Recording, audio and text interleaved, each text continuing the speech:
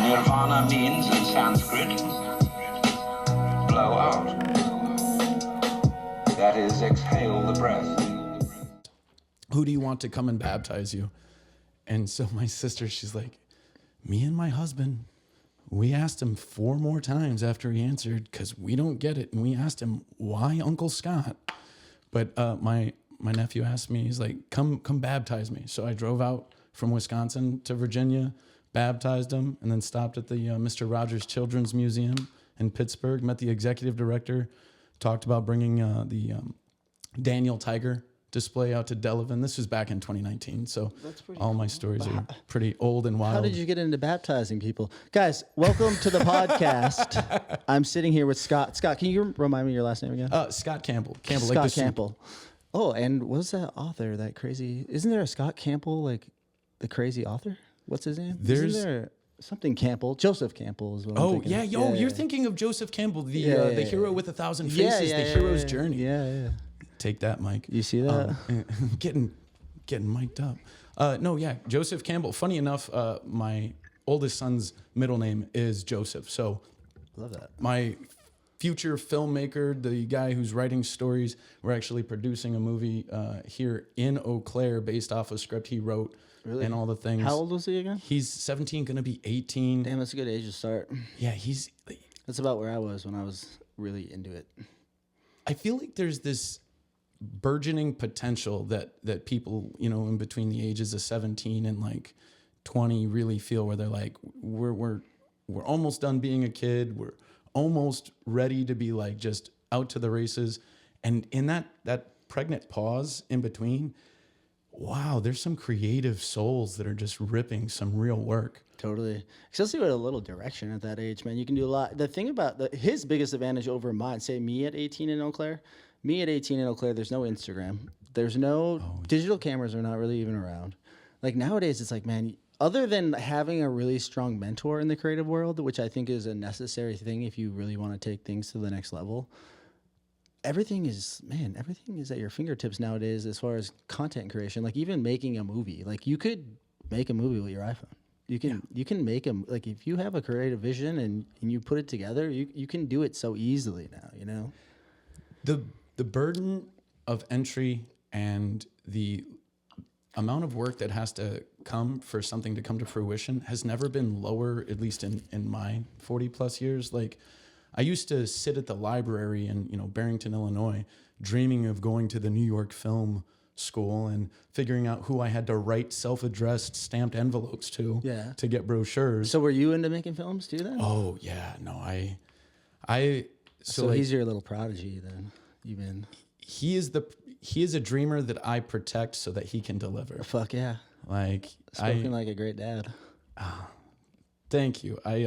In order to be a great dad, you probably had to be a bad dad a little bit. Yeah, or have a bad dad, maybe. Yeah, well, luckily. Well, I don't know if that's true either, but you know what I mean. Yeah, no, I think really, in kind of speaking to like what's going on these days is like modeling. We just need people that are willing to model a way that's possible for us.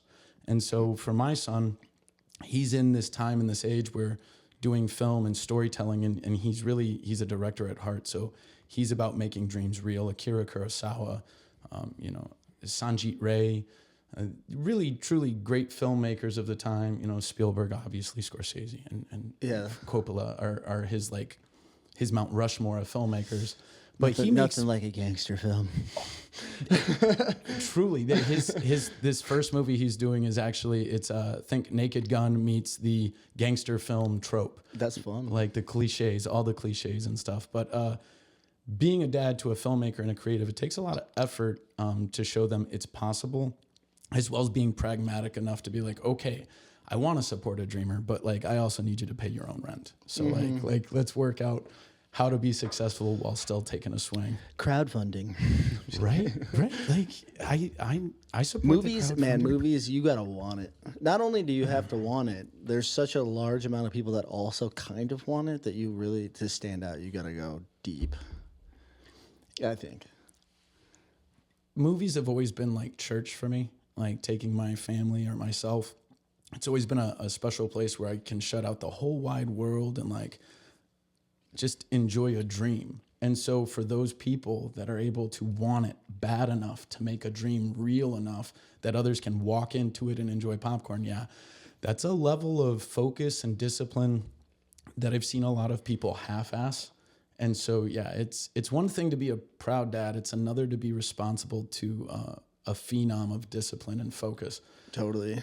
So what do you think drove your focus as you explored creativity and as you now leverage that and explore these new formats like podcasting? Well, I think it just depends at like where I am at my life. Like if you go back far enough, like when I was like his age, man, I just wanted to be in it, doing it. Like it was easy younger because I was like, I was looking through, I would go to like Borders and look through the magazines and be like, I want to do this. And like, I would study this stuff. And I mean, it really happened when I went to obviously school. And then as soon as I went to New York, I was immersed, you know, you're immersing yourself in the real scene. It's like, it's going to eventually kind of weigh off on you. And I was lucky enough to find an amazing mentor. And that really is what took me to where I wanted to go then.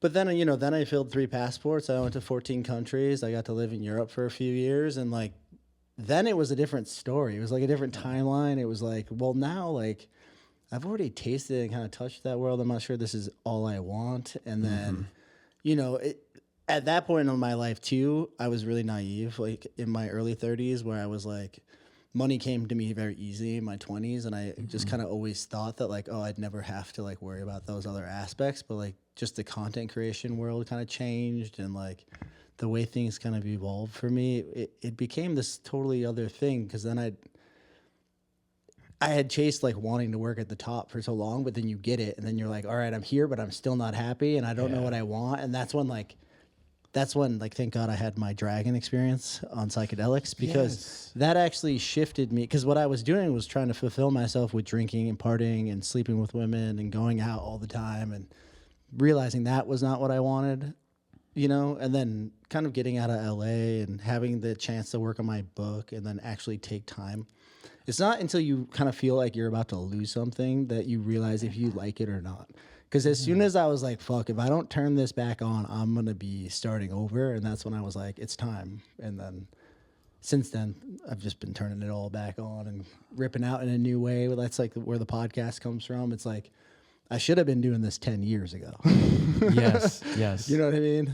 But if you're going to be late to something, the best time to start is right now. And I think if it's true to you, I think a lot of people do it for the wrong reasons, maybe podcasts, and then they wonder why they don't get anywhere in a year, but they've only done 12 of them. And yeah, you've got to do 30 to 40 just to set yourself apart. And then really every time I do one, I learn something new. Yeah. So that is what keeps me in it. Cause I'm like, you know, it's a little scary to just invite random people over and be like, hey, let me interview you. But then I've been doing that my whole career with like, hey, let me shoot a photo of you. You know, like I learned how to sell cars this last year as like a side job, right? There you go.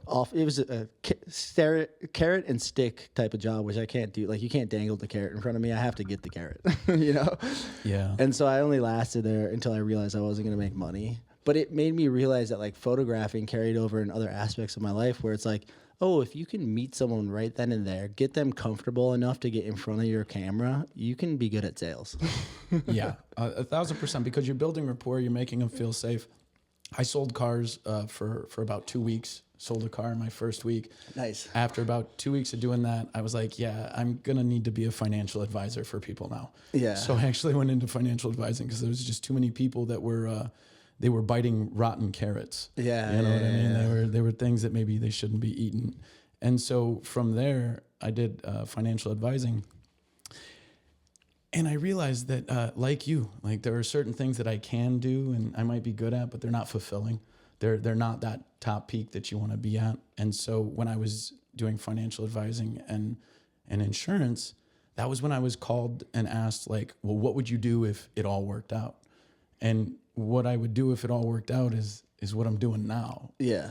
And so which is a great thing. Yeah. When you pivot and adjust, when you know what you're aimed at, you realize the price is not nearly as steep as you pretend it to be. Yeah, 100%. I mean, I realize that now, like that I'm looking at 40, I'm like, actually, I don't need that much money to be happy. And I love what I do. And it all comes down to just being able to sustain that lifestyle of you know, like I want to buy a house and I want to do these other things. And it's like, how do you get to that point, but then keep creativity alive? For me, the key thing for me is without being in LA or New York or Miami, because that's where the whole market is. You know, honestly, like a little touch point on that. Like we were talking off the podcast about comedy and the things that are going on in Eau Claire and like how each of us came here or started. And when people talk about LA and New York and in Miami, and I think Austin is really truly being brought up, especially like wearing. Oh, if we're talking about comedy, hell yeah. Yeah, and they're doing more small production shows and things like that. Even Sean Patton, who was here performing at the Plus in Eau Claire, he's on a show called English Teacher, and he loves Eau Claire. The show's based out of Austin, things like that, and all of that kind of makes me go like, why can't Eau Claire be the Midwest capital for entertainment? Like, why can't this be a confluence where creative people come together and then, you know, springboard out? I think the biggest problem is probably there's not enough people here. Oh, there's population. There's got to be 1 million people in Austin, right? Or more. Yeah. So Huge they growth. have enough people. Like you can't. And I don't know if this is great podcasting, but I don't think you can really name a bar in Eau Claire that's busy 5 days a week. Yeah, well, because we have so many different events in Eau Claire, like you're going to have FOMO. There's a fear of missing out because there's always something going on. And because there's something always going on, we are splitting a fairly small population relative to, you know, cities like New York and LA. Well, like if you live in Austin, you probably want to go out more than like if you live in Eau Claire, Wisconsin. Like there's not really a going out culture here unless you're talking about the kids. The college age. Yeah. Well, that, you know, it seems to be college age and the empty nesters, if you want to call it that. People like myself, who are, you know, we're of an age where our kids are teenage and they're starting their own lives, and now we're like, okay, what do we do? Yeah, well, I think with the internet helped that out too, because I think the Midwest mindset before was like, oh, you just have kids and become a lame parent, and that's all you do. That's the program. The internet came around, and people were like, no, it looks like all these other parents are still having fun. Like, I want to get out there and still have some fun. And then they pull back the social media curtain, and they're like, yeah, they're having fun, but there's prices being paid. Yeah, 100%. Well, I love that we brought up comedy. I would love to talk about. I know that you host a show here in town. How did you find comedy? Like, what you want to just talk about, like any of it? I don't know. Oh, absolutely. I can't talk about comedy without talking about Eau Claire. So I got out here to Eau Claire in about October of 23, and I started comedy in December of 23 at the Plus, thanks to Clearwater Comedy and all the wonderful people running things there. Now, when I got started in comedy, I got started like pretty much everyone else. It's a bucket list item. It's a thing I dreamed of doing. I was a kid that grew up with Family Matters, and I was like, did I do that? Like, you know, like all the Steve Urkel stuff. I was always trying to crack people up. So comedy was always something that I did to relieve anxiety, stress, or just to like be a cut up, especially having no two front teeth, really thick glasses, and being shorter than everyone. Yeah. You're just destined for comedy. I got to be funny or they're going to pick on me. Yeah. Well, they're going to pick on you no matter what. So you got to make sure it's fun. But if you're funny. Yeah. Yeah. So I got started in December of 23 at the Plus, and my first set was with both my sons. They helped me put together the set list, and I was hooked. I had the worst thing ever happen in comedy, which is if the first time you go up and you crush. Like, that's what they say happens. It's so bad because then you're not prepared for the big giant, like you have to eat bombs if you want to be a comedian. Yeah. Like you just like you're eating like bowls of Cheerios just made of razor blades and going, can I have some more, please? Breakfast bombs. Yeah, just breakfast bombs. So in December, I started doing comedy. I put in 6 weeks. Every week I was doing new material, trying it out. Sometimes it'd work, sometimes it wouldn't. And I gave it what they call like, you know, good old college try. And in that 6th week, Kirk Anderson, who's going to be performing at one of the shows that we have here in town, he did a set about his dad was a motivational speaker and how he grew up being a very cynical mind with a very positive dad. And it made me crack up. I was like, I got up right after him and I was like, hey, it's Kirk's dad from the past.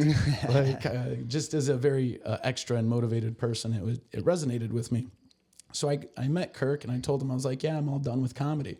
And he's like, oh, no, you're not done with comedy. Why not take a class at Eau Claire Improv, which is downtown, a new comedy club? And I was like, oh, okay, well, I've been trying this without studying. Like, why not take a class and learn something? Yeah. So I did. I went and took a class, and it was a 6-week course. It was done by Alyssa and JP Riviera. They're great people putting on great events at Eau Claire Improv. First Class Improv is another improv group that started out of there. That's a lot of my friends that took this first class with me. Improv, acting, right? Like all the good shit. And so we take this class, and it's 6 weeks long, and we have a March showcase. So like my whole comedy career, it started in December. I quit by like February. I got convinced maybe to keep going. I get to a showcase in March, and every time I am doing comedy, it's giving me anxiety attacks. It's making all my neurodivergency as spicy as it can be. Like it's like white knuckling while driving down the snow-ridden highway, like every time trying to do a set. Is it? What do you think that's because just getting in front of the people, or just the pressure of like, is this going to be funny? Oh, the latter. Like Yeah. Because I'm the opposite, where like I've always loved comedy, like watching it, and then I found Kill Tony like 7 years ago. Okay. And so then that became this habit for me of like All right. watching Kill Tony every Monday. Yes. And the whole structure of that is like 1 minute. You get your name pulled out of a bucket. You get 1 minute to like do a showcase. So then I'm always just thinking about like what my minute is. And then Tony does such a great job over time of like teaching you stand up comedy and like how masterclass. how for to sure. kind of like get into it and like how being truthful is the most funny thing, and like how even if your minute sucks, like if you can have a truthful, funny interview, like you know what I mean? Like you can always there's so many different ways of being funny is kind of. And that's what I love about it is that it's a technology for connecting people. Yeah. It doesn't matter. Like there's clean comedy, there's dirty comedy, there's in between, there's corporate comedy, there's Christian comedy, there's all sorts of comedy. Who do you know who like was the first kind of stand up you ever saw? That I saw in person? Or Yeah, the like first just stand-up? ever. Like was it Robin Williams? Was it? Well, yeah, like anyone of my age, like Robin Williams was 1,000%. And I'm trying to think like the first. I honestly think the first stand up I ever watched was probably like Dan Cook or something. Or I'm a Cat Williams guy too. I don't think I like the green suit Cat Williams. This shit right here, that changed my world when I saw that, because I was like, oh fuck, this is. I just remember watching it with my old roommate just dying. Yeah, and that's just it, is like comedy's a release. It teaches us to release. To answer your question, like I grew up with Sam Kinison. I grew up with Rodney Dangerfield, watching Bill Murray and Chevy Chase. But like stand-up, oh, okay. The first stand-up I ever had to watch was Yakov Smirnoff. Really? Yes, this is a Russian comedian that lived during communism, like during the era of like harsh 80s, USSR, before the wall had come down. Yeah. And my grandmother, who lived in Snowflake, Arizona, like she was the one who was like, I'm like second grade. So we're talking like 8 years old. She sits me in front of this TV and she's like, you need to watch this. And Yakov Smirnoff is a guy that you can actually see. He's on the socials right now. He has this bit where he says, you should always record your children's birth. Like always record their birth. I'll tell you why. And so he's like, once they turn 5 or 6 and they're getting out of hand, you just play the tape in slow motion in reverse. And you say, I will put you back. I will put you back. And like that burned into my skull because one, I actually got the joke. I was like, that's messed up. It's hilarious. 2, my grandma said it was okay. And she trumps whatever my dad says, whatever mom says, like all power is going to grandma's word. So the fact that it was okay to be funny, that it was okay to tell stories, that it was okay to talk about hard things in a way that others could connect with you, like she opened up a whole world of things for me between movies and Yakov Smirnoff. But yeah, Sam Kinison, a preacher turned comedian who just Yeah, he's a lot. I didn't learn about him till later on.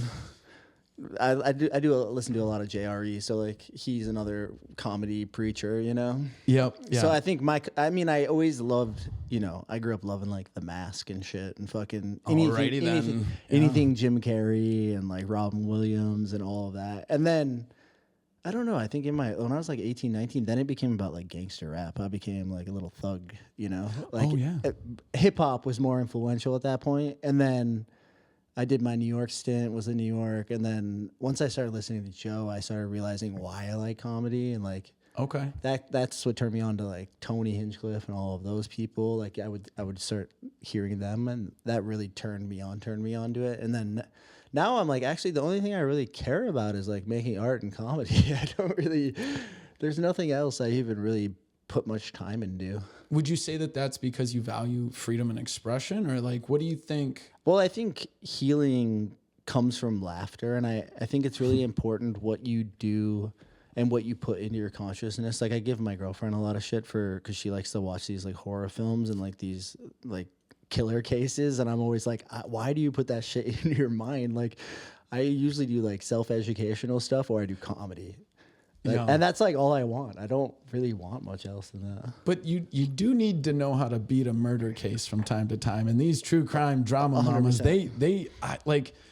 I think they watch it as like a form of intimidation. I think they're getting neurologically stoned when they watch it. I think they get all the fun neurochemistry, and then they look at you like afterwards, like, is this guy trying to kill me? Yeah, they either say that or they're like, hey, how you doing? Because like what happens is it's horror movies and a driving of neurotransmitters that tickle the transmitters all together. Yeah. But yeah, so like I don't get it, because there's also the studies that say people who are watching that before bed are just trying to watch something that makes them feel like their life's not so bad. Yeah, I mean, I believe that too. I watched a little bit of... No dig. I got too many of my friends that are watching that. Love you. I think that's why Soft White Underbelly is so big. Oh, yes. People sit and they watch that and they go, my life's really not that bad. Yeah. I just spent a night watching that the other night, and I was like, damn, this is wild. I think that's why I do comedy, is that I try to show people that their life's not that bad. Yeah. I try to talk about random things. And so like I did that showcase in March, and I quit comedy for the second time.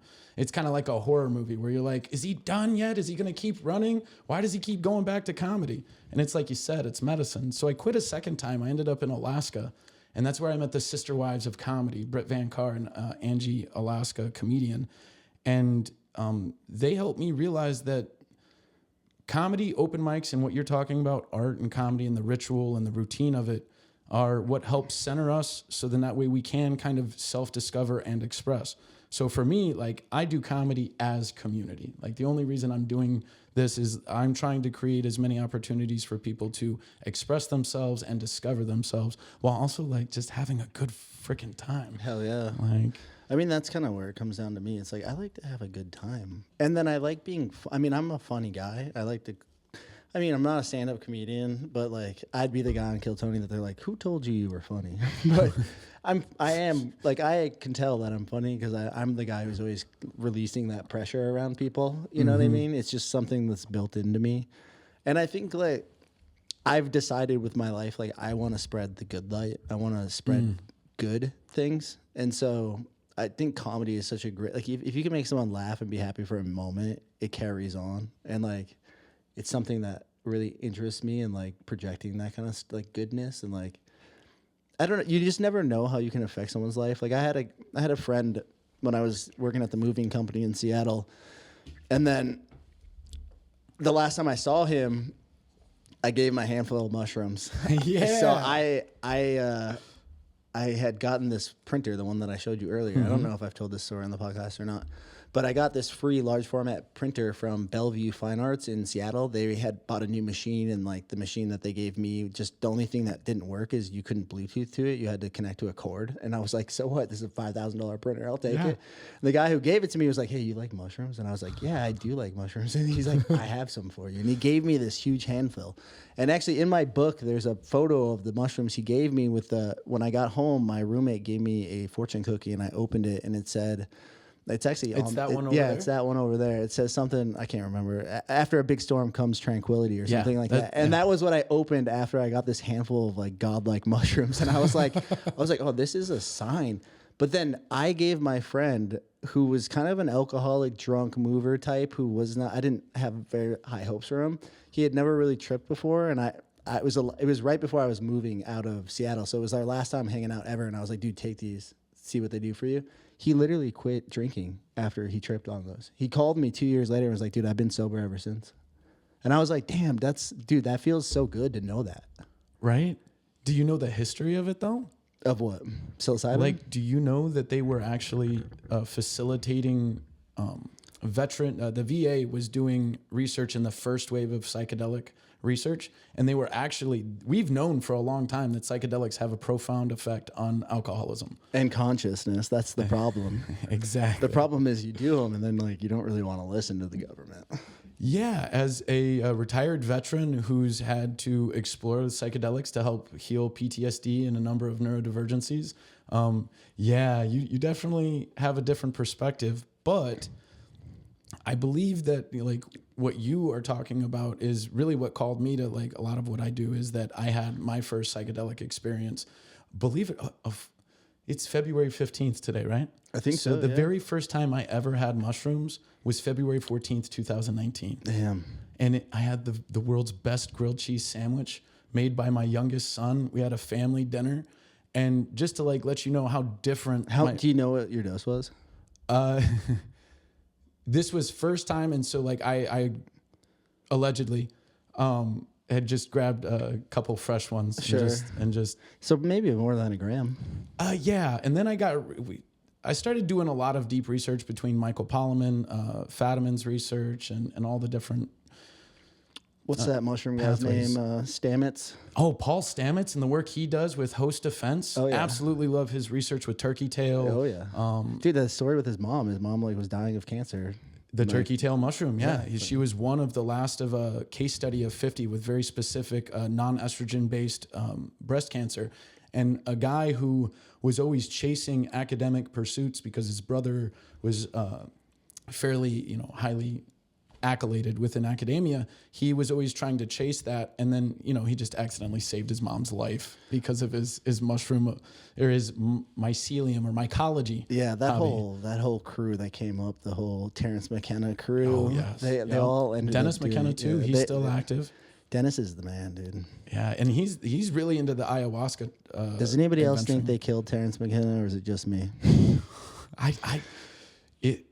If he was killed, I'm sure he's with the elves laughing right now. I think he's sitting there with JFK and Martin Luther King going, actually, the CIA fucking offed me with some crazy cancer. And this is the kind of thoughts that you have when you're on psilocybin is your default mode network relaxes and all sorts of connections happen. And so like the first time that I had ever had mushrooms, I was battling PTSD, bipolar. I had like treatment resistant depression. So that meant like all the different medications that I was taking, over 30 different ones.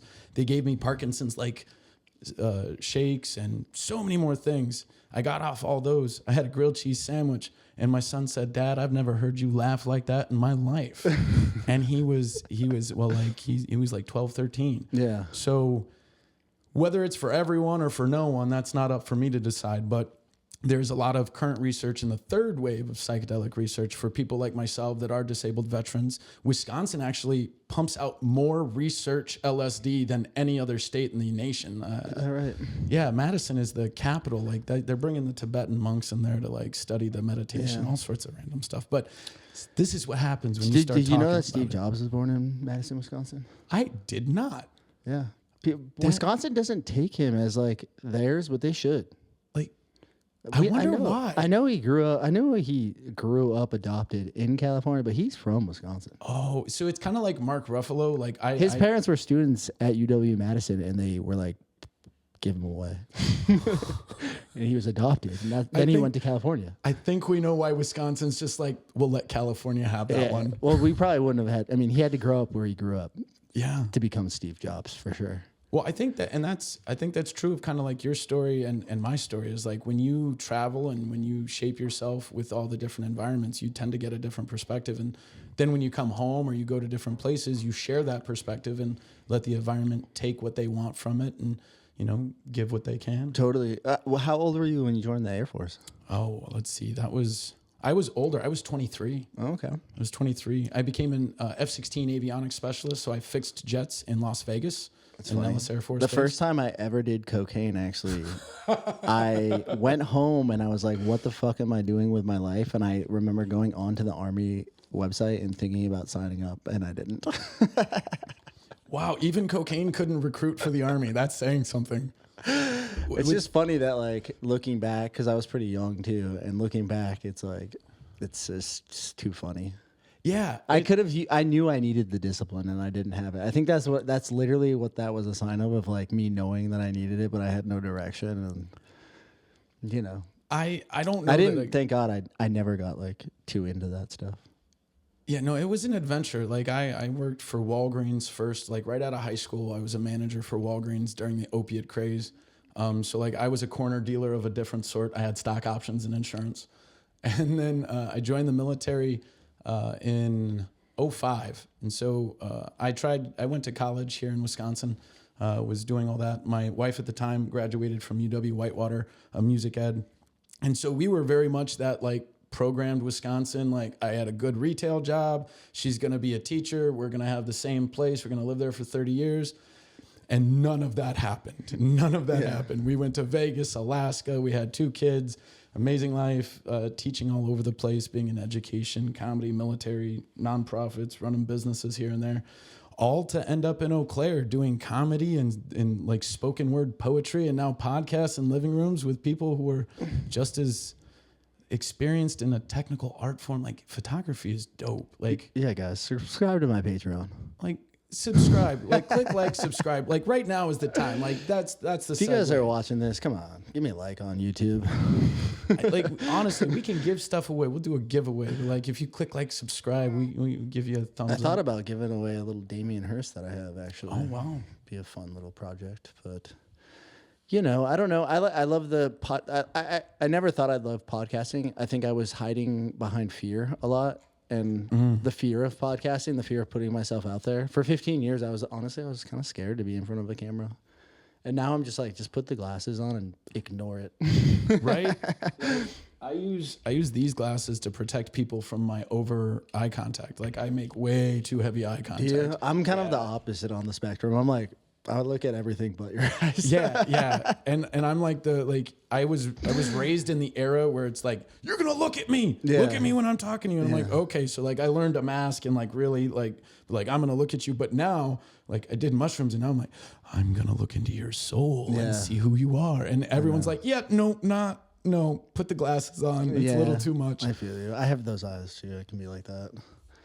But you know, I think it's fun to be organically who I am.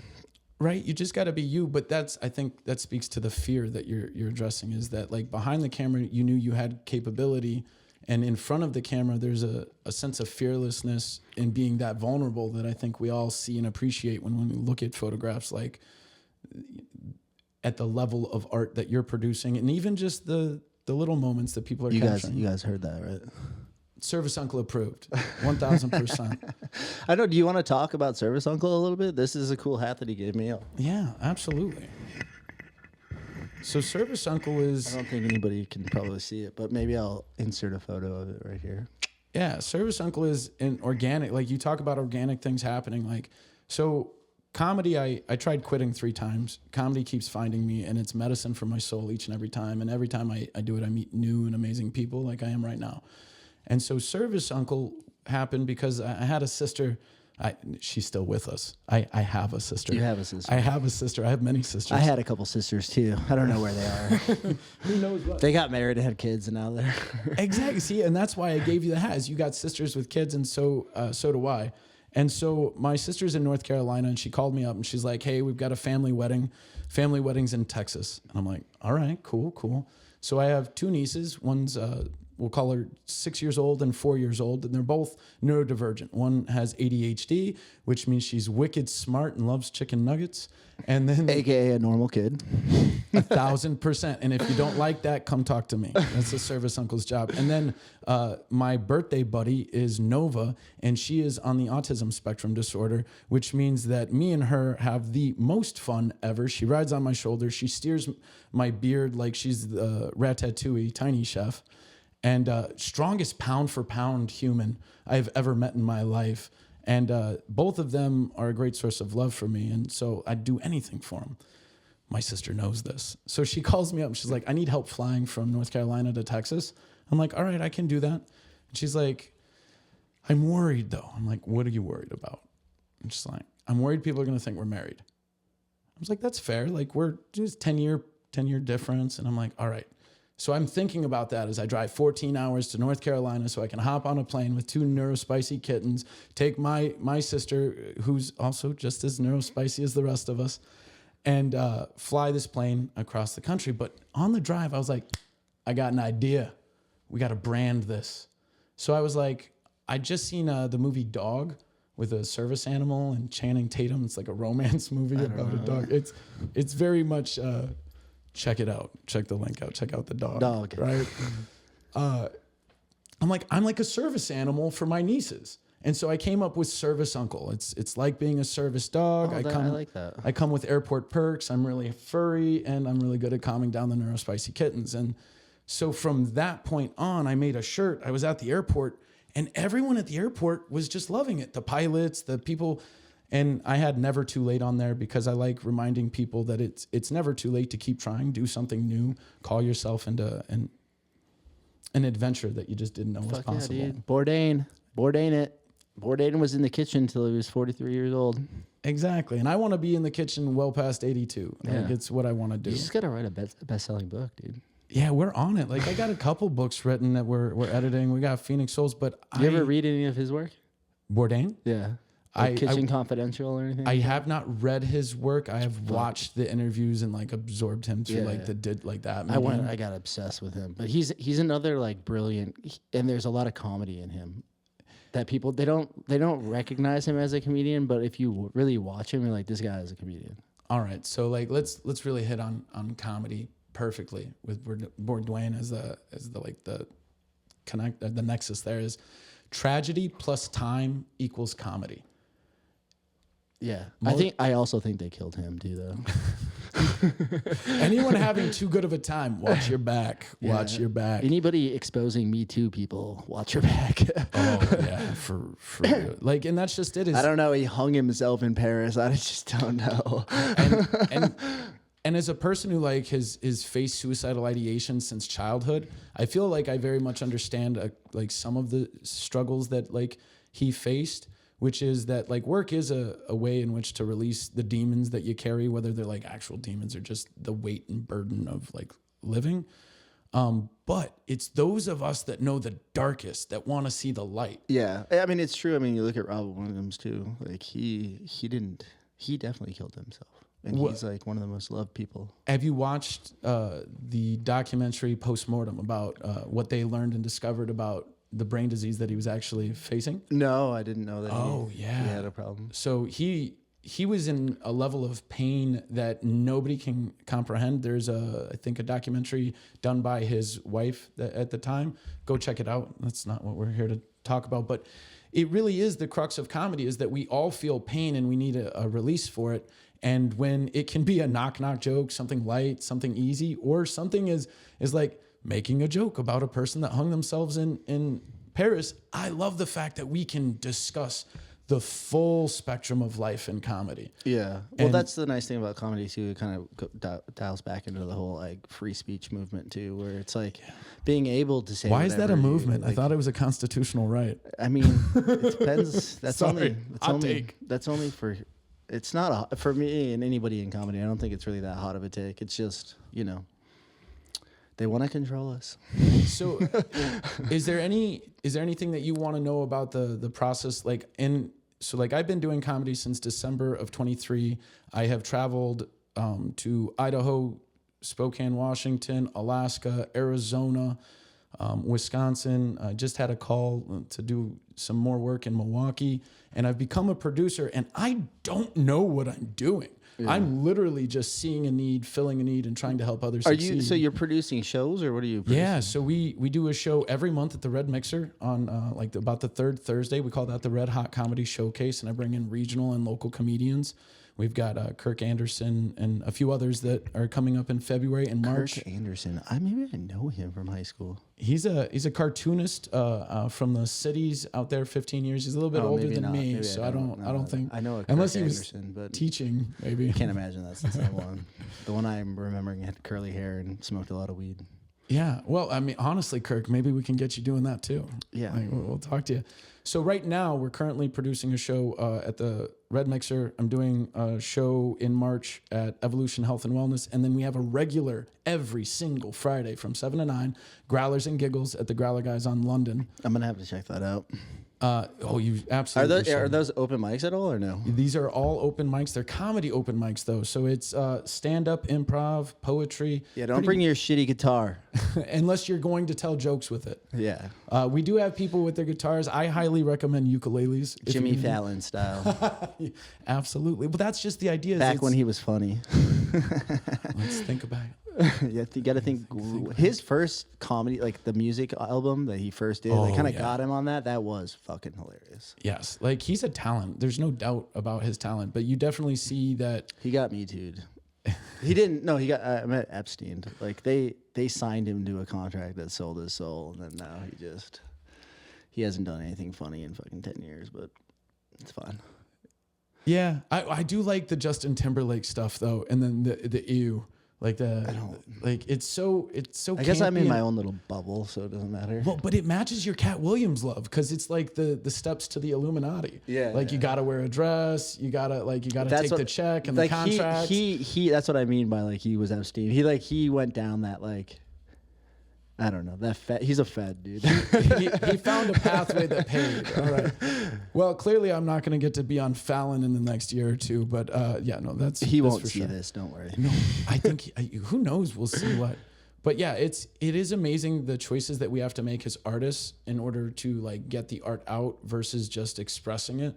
Like there are people who are doing comedy in the Valley that blow me away, and that's why I like producing shows. 100%. Well, I think there's. Totally. Now we're in a new world where local niches are important to, like, if you can get a local niche and like be the comedy guy in like this area, that'd be amazing. You could do a lot with that because there's not anybody really doing it right.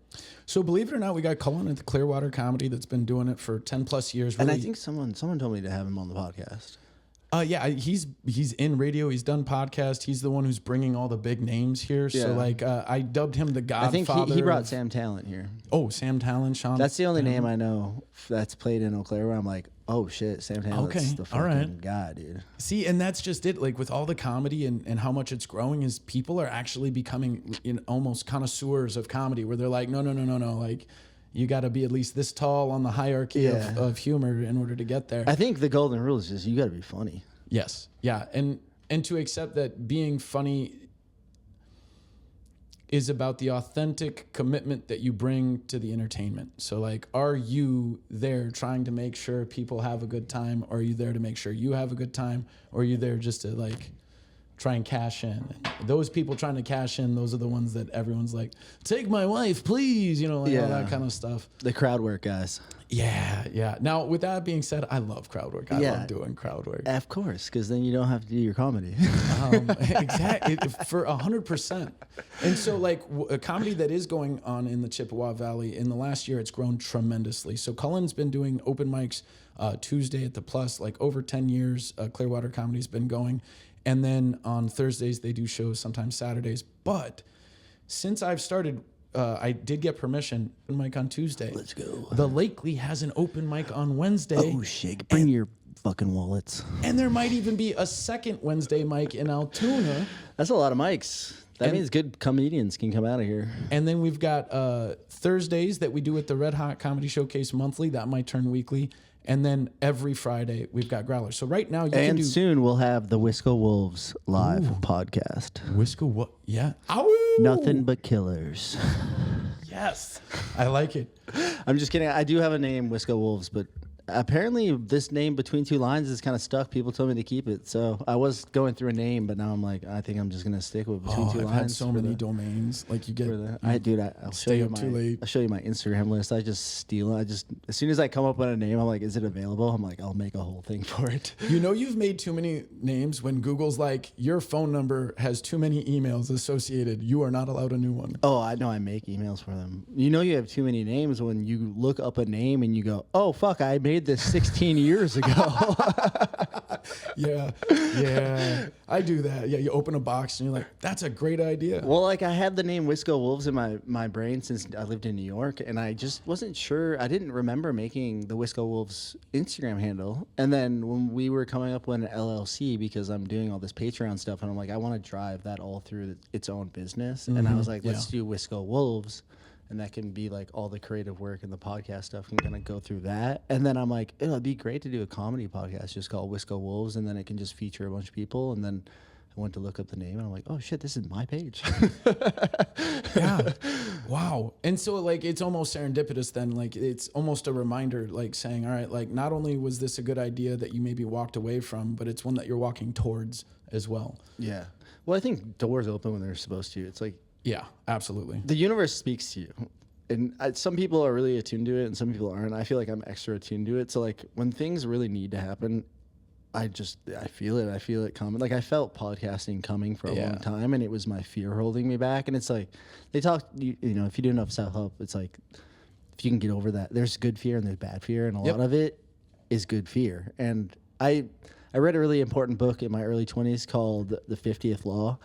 And it's all about the fearless approach. I saw that you posted something about that. That's Robert Greene and 50 Cent. Yeah. Dude, that book changed my life so hard. That was the first book. And I told this story on like one of my first podcasts, but I found it when I had a roommate that used to walk through my room to get to his room, and he had left it on the floor trickling into my room, and I was going to Paris for the first time, and I read that thing, and that book got me into Robert Greene too, which then I started reading it, like the 50th Law. I read 48 Laws of Power, 33 Strategies of War, Art of Seduction, Laws of Human. I've done every Robert. Mastery. At this point, did so good. He passed the test. The thing is, I did this when the 50th Law came out. So like Mastery wasn't even out yet. So then that stuff started just trickling. So now I just keep up with what he releases, you know? So Robert Greene and... but I will say that the 48 Laws of Power kind of fucked me up early on because I wasn't ready for that knowledge, and so it kind of made me a darker person, and I had to like catch myself being like, oh, now I understand that like why this book could actually be really evil. Yeah, they actually banned it from prisons. Yeah, like prisons weren't allowed to have it because I gave it to my brother-in-law like right when he married into the family, and I think he thought it was crazy. Well, it's based off Machiavellian principles, and then really warning people about how to like protect yourself from these evils, not be the evils. If you can't see the evil, it's going to happen to you. You have to. You have to I mean, Jordan Peterson talks a lot about it, where he's like, you have to understand the evil. You have to recognize it in yourself to be able to be like, you know, you can see it coming. Otherwise, you're just evil people will overtake you. Is it courageous to be willfully ignorant towards danger? I don't think so. I don't think that's a good idea. Like if I see a boar coming at me that's angry and running towards me, I'd like the fear response that says get out of the way or make it stop, right? 100%. And so like Robert Greene, Jordan Peterson, it leads to one of my favorite guys that was an intern for Robert Greene. I know who you're talking about, Ryan Holiday. Yeah, I read all his books too. Believe it or not, so you say that. I got this coin in Bastrop, Texas, at Ryan Holiday's bookstore that I've been to twice. Damn, I'm a huge coin guy. That's the Memento Mori coin. I know this. Yeah, so it's a reminder that like, it goes back to there used Memento to be a person. Mori means what again? Remember you will die. Yeah, right. And it used to be echoed into the emperor's ear as they were being paraded in, is that there would be a page, there would be a person there to remind them, like, you're this is die. a good coin. Yeah. And so Ryan Holiday's bookstore, it's connected to a record store with Lippy. Shout out Lippy. His podcast, The Daily Stoic, if anybody is. Yes. Highly recommend. And Daily Dad for the parents out there. Oh, yeah. I don't watch those types. You know what's funny is that when you're doing comedy, whether you're a parent or not, you end up doing a lot of work as a coach, a mentor, as a service uncle, trying to help people kind of see what they can do. And I think a lot of times we forget that, we're gonna die. So like this is not a big deal. Let's just rip it. Let's have fun. I think that for me, as I get older, that's the biggest thing is like I know what 10 years feels like now, and it's nothing. Yeah. And so like knowing like, oh fuck, like I know 40, 50, I know how long it's gonna take for 40, 50 to come, and I'm like, you don't have any time to waste. So as you read Robert Greene and you know Ryan Holiday and probably Tim Ferriss then, and like, you know, I haven't gone too deep into Tim Ferriss. A few of his podcasts. Yeah, he was. Oh, there's a really cool white squirrel because that's a real thing in Eau Claire. Like that. The first time I thought I had like smoked too much. His tail too. He's pissed. Yeah. Oh, is that what it is? I thought it was like, hey, come hither. No, someone's pissed him off, I think. Oh, he must have seen my driving. That's what it was. There's a bunch of them around here. Guys, I think we're going to take a quick PB. We're at 59. Absolutely. We're at 49.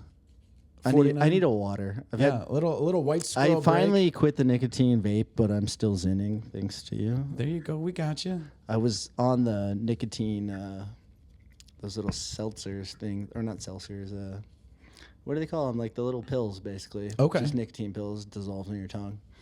It's been helping me a lot. Sublingual. Yeah. Yeah, I can't remember. Goes under the tongue. Yeah. No, it goes. It's just like it goes dissolvable. on, yeah, it just goes on your tongue. But my biggest thing was like I was living with a vape in my hand. I couldn't get away from it. So then I'm like, why don't I just do some nicotine for a few weeks, but then no vape at all, break the vape habit. Yeah. And then finally just slowly turn off the nicotine. Small circles for change. I quit nicotine for 2 years, and then on my drive back here, I bought a vape to keep me company, and then I was straight fucking hooked again. It sucks. Yeah, it was funny. It was the first time that I've actually bought Zins. Not the first time I've had to pick them up. I usually find them when I was working at downtown. Those things end up in the urinals. Public service announcement, please. I know. If you love the service industry people, stop putting your Zins in the urinal. Yeah, you fucking trash Zin bros. Oh my God. Now, with that being said, hey, we love Zins. I love a little nicotine. And it turns out these aren't even bad for you. They're not. See, I've thought about doing. Andrew Huberman had talked about nicotine. That's what I like, did. I bought the ones he was talking about. He's like, I do a little 4 milligram lozenge or whatever the fuck you call it. And they're pretty good. They're nice. But then how did it hit your brain though? Like I'm afraid because I'm so like extra. Like I'm like wired. I am just fully aware of my addictions now. So what my biggest thing is like I'll be angry at myself all day vaping. Okay. But I'm still vaping. And so I just got to that point where I was just so mentally exhausted being like, I'm fucking addicted. Yeah, and then recognizing that you don't have the power over yourself that you you start lying. It's like I can't even trust myself when I'm like, then I'm just not losing going, integrity. I'm not going to vape today, but then it's like you wake up and you're like, nah, maybe one more day. Okay. You know? All right. Well, like when we come back from the break, there's just a couple things I want to hit on before we go, if we can, which is one, I don't think people realize how cool it is that you've met the dragon. Yeah, we can talk about the dragon. The dragon, and then, yeah. All right. Well, guys, we're 15 minutes in. We'll be Patreon. right back. Yeah. We're back, guys. Hey, feeling good. Feeling good, feeling great. I'm going to actually take one of these. I don't know if any of you podcast followers remember my old sponsor, Hazed. We're going to go down a Hazed. We're going to have a little Hazed right now. It was yummy. They're awful. They really are. They're so hard to get out of the package. But, you know. They get the job done. A little bit, you know. Oh, yeah, I'm trying. Anyways, guys, welcome back to the podcast. Quickly, before we get too deep, you got any plugs you want to shout out to the people to go check out? What's your IG handle again? Oh, Becoming SC. Becoming SC. Yep. Just becoming a simple character, becoming Santa Claus, whatever you want to do. If you like me, you'll have a nice acronym. If you don't, you'll have a different one. Yeah. I got a few out there. Don't worry. Right. We all do that. Yeah. The big thing is check out volume1tickets.org for the Red Hot Comedy Showcase. And then all the things that we're doing. We've always got Growlers and Giggles going on Fridays from 7 to 9 at Growler Guys on London. And then we've just got shows every month. We never know what's going on in the comedy world around here. Yeah, I don't know how many of the people that listen to my podcast either are actually local around here. Probably not that many. Oh, okay. Then we can speak. I got another fun name called Volume Numb. I thought it would be. I just got that one on Instagram. Volume Numb. All right. I see you. I see you. That's a good swing. That could work. So like. That would be a place. It's like the classic example of things that were cool when I was young that are no longer cool. Now, as an older guy, I got to tell you, be careful because it'll swing back the other way too. I know. Like it keeps. And cycling. I'll probably have to bleep this out, but it's fine. Yeah. Like, have you ever you've looked into like American turnings? The idea that like stuff hits like certain patterns. Oh yeah, we're going into the golden age. Let's go. Yeah, right. I think it is. I think people are ready to get out in the world more. They want more in real life entertainment and Compared education. to what even 1 year ago, we're in a completely different reality. Oh my dude. But, you know, Each week comedy- feels like a new reality. it's true. Like Yeah. it does. Comedy is, comedy keeps that fresh. Every week we've got to look at what's going on, think about how we're going to approach it. And with everything that is going on in the world, there's fresh material by the minute. Hell yeah. So We're trying to create that content and not just consume it, though. Let's go, guys. yeah, but how do you call people Guys, to do how that? crooked is my painting right now? It's too loose. We got to fix it. Feeling loosey and goosey. That's how we're getting it looks done. better now. I like being a little organic and real with the people, not just like, oh, here's my radio voice. We're back. Welcome, guys. Welcome Yeah. to NBR. We're here. We're the laughter dies. The laughter dies and the ideas grow behind the glass table that you need to know. All right. Well, I'd love to learn a little bit more just about, I don't know, I like talking about comedy. Like, is there any, like, who's kind of your more influential comedians that, like, you are following nowadays? Right now, big shout out to AJ Wilkerson, Captain Oh, yeah. Autism. Like Fuck yeah. he is, he's one of the first like modern comedians that I've seen out and about right now that made it okay to talk about being a disabled veteran in a funny way, and then just kind of embracing his authentic self, as you know, wonky as it may be. Fuck yeah. I know you brought up that Russian guy. Have you heard Ari Matty? Oh yeah. So Ari Matty is like the modern day Yakov Smirnoff. Yeah, like I his meant to bring that up delivery, earlier, but then he's like, they're angels. yeah, Yes. my sweet baby. Oh no, big. I love Cam Patterson coming up. All those guys that are on Kill Tony. I'm not retarded, but I like rocks. Right. Such a Like, genius. and it's just those organic moments that pop off, and then you don't know what's going to relate, and then when it does relate, like from a comedic standpoint, you just start chasing it and seeing how far you can take it, and like, can you make them laugh until it hurts? Yeah. Well, I do think people organically are supposed to be these people within society. It's like that whole Joe Rogan thing of like the sacred clown. I can't remember, Myoka or whatever it's called. Mm-hmm. The sacred clown, how they used to have like a person in indigenous society that was like the jokester, and he was allowed to say whatever he wants because it's important to test authority through and so comedy. let the pressure out a little bit. Yeah. And like for me, comedy really comes into that, like, you know, the dealing with power dynamics and making sure that we are able to speak. But also what Dave Chappelle said, he had mentioned his mother telling him that he was a griot, Griot, and that was like the storyteller, the holder of history, of culture and poetry, and obviously comedy. Yeah. And so when I think about comedy and what I do as like a service uncle and all that is more like Carlin. I'm usually just trying to tell stories that make people feel more at home in themselves, while also kind of asking questions or putting positions out there where they go, okay, maybe I could think about this differently. Fuck yeah. So for me, it's being the fool, being the philosopher, and being the poet, as George Carlin kind of referenced. For me, it's like, I don't like taking life too serious. It's like, I do, because I took it way too serious for way too long. Yeah, I just think comedy is so important to just cheer people up throughout the day, especially if you're doing something kind of monotonous. What do you think is the biggest reason that people aren't going up when they know they're funny? I don't think everybody wants the attention, even if you are funny. Because I know some really funny people, but like they just don't even want a podcast. Okay, so people are funny, but not necessarily wanting to be seen. Yeah, I think it comes back to that 50th law of fear of I know I could do this, but I'm kind of too scared. And then also it's like musicians that make albums, but they never come out. It's like, if it doesn't come out, it can't fail.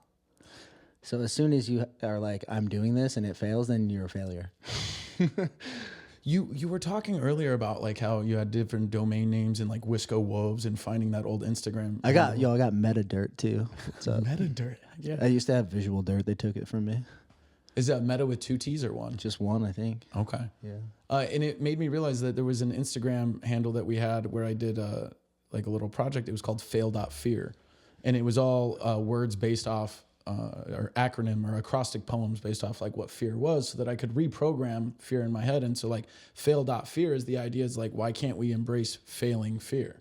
Like if we know we're going to fail and we got to embrace that, why not just kind of tweak it a little bit and be like, all right, my job is to fail fear today. Yeah. I mean, I got really brainwashed by the 50th law. And for almost, I don't know, I think like I haven't done it in a few years, but for like almost 6 years, I would pick something on my birthday that I was extremely scared of doing, and I would do it.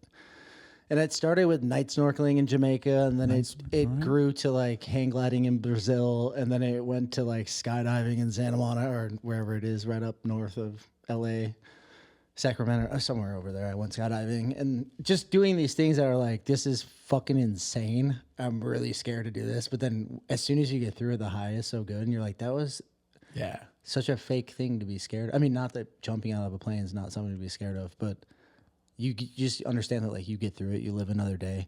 Another example is even just like, I've owed rent so many times in my life where like when I was younger, it would destroy me for like a month. That whole month I'd be paralyzed. And now like if I run short on cash, I'm like, all right, this is not going to end me. And the best thing I can do is just be productive. Yeah. Just keep moving forward. Yeah. Always.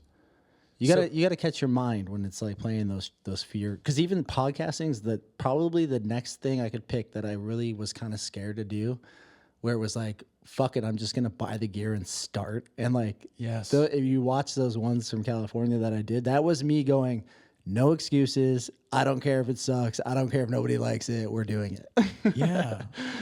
Do you use mantras at all, like as you're like moving forward in your life, like things that like help you just like get through each year? Like you said, 50th and your birthday, you pick a thing that you're afraid I don't know of. if there's necessarily a mantra, but I revisit books. I just try to stay on that pathway of like no dead time, kind of always trying to either be learning or figuring something out. I mean, I know you can't be on all the time, which I've gotten good nowadays, actually into my mid 30s, almost, I guess, late 30s, really, 38. But yeah, like you can get stuck on just about anything, even learning and self-help. Like, well, the thing that I got is now what I never did in my 20s was recover. Yes, the rest period. It's like burnout. Like now I can catch myself and going, I'm at burnout and anything I do is going to be crap anyway. So like I might as well just take a break. Yes. Yeah. Where in my 20s, it's like, let's snort some Adderall and just keep fucking going. Just let's go. Yeah. Yeah. And like what I find is there's a lot of people who are in the military and there's a lot of artists that have similar mindsets of let's go, let's get it done, whatever it takes. Like, let's see it through. Well, I've always been, like I said, probably in 2013, I started reading books, and then that's when I cut out TV. And like the only thing that really kept me into the entertainment segment was really podcasts. And like I got, as cheesy as this sounds, I got hooked on Joe Rogan really early. And then from Joe, I got hooked on like a few other characters. And that's really, and then the people I turned out loving were all like comedian types, you know? Mm-hmm. You have a type. Yeah, you figured out you got a type. Yeah, I like funny people. I like people that are funny and smart. And I feel like to be really funny, you are automatically kind of smart. Yeah, you do have to have a certain level of like wanting to puzzle over the logic and like the lexicon of language and really kind of like figuring out like, how can I put this here? Why didn't it work? Like sometimes I'll have a joke that works, but if I change the emphasis on a syllable or if I just use a different synonym, it bombs. Now I'm eating those breakfast bombs. Yeah. Like, see, I think that's my fear is like as soon as it's structured, then I'm not funny anymore. Like I have that divine timing of like I see opportunities and I just jump on them and then everybody laughs, that type of deal. You know what I mean? Like you're just one of those dudes who like you see the moment right when it quick flex. Yeah, like I'd be good at roasting if I had to. Okay. Like I feel like I could get into that quick intellectual higher consciousness stream, but like as far as structuring jokes and then being like, all right, I'm here to be funny today, like I don't know if I'd be good at that.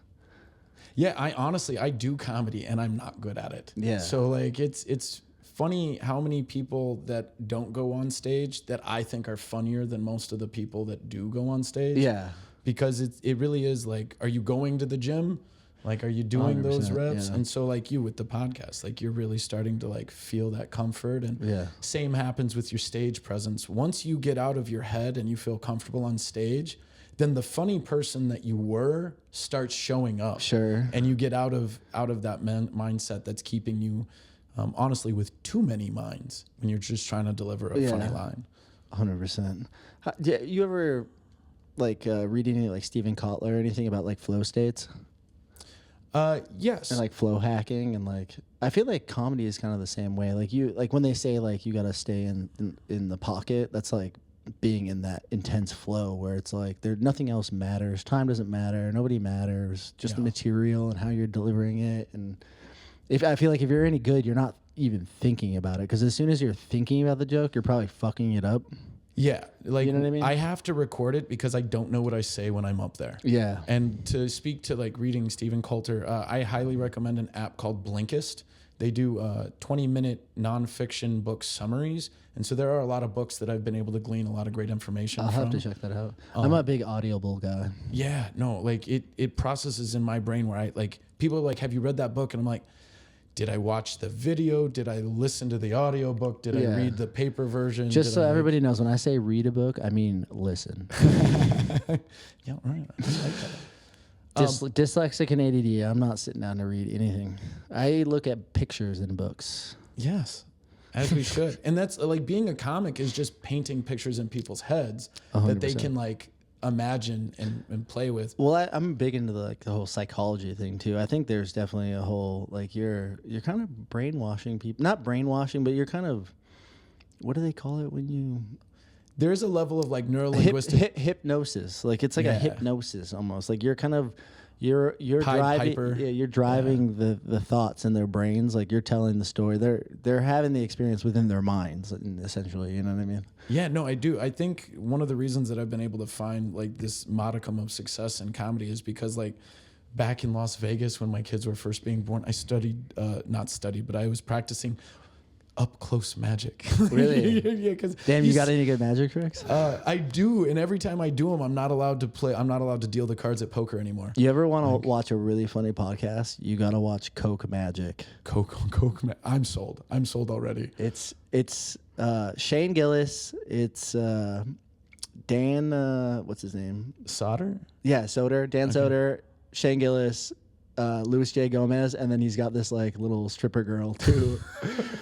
And it's basically Louis J. Gomez like completely fucked up on Halloween doing coke. He's clearly on cocaine, doing magic tricks for everybody, and it's during the pandemic, so everybody's zooming, and it's really funny.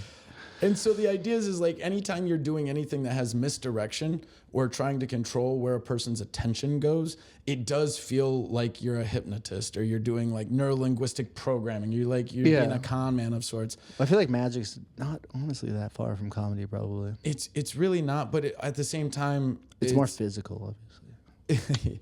Yeah, but it's the same psychological approach is I have to make sure that they're going in a direction where they can meet me. And if I don't set it up the right way, it's going to ruin the joke. It's going to ruin the trick. It's going to ruin the song, right? 100%.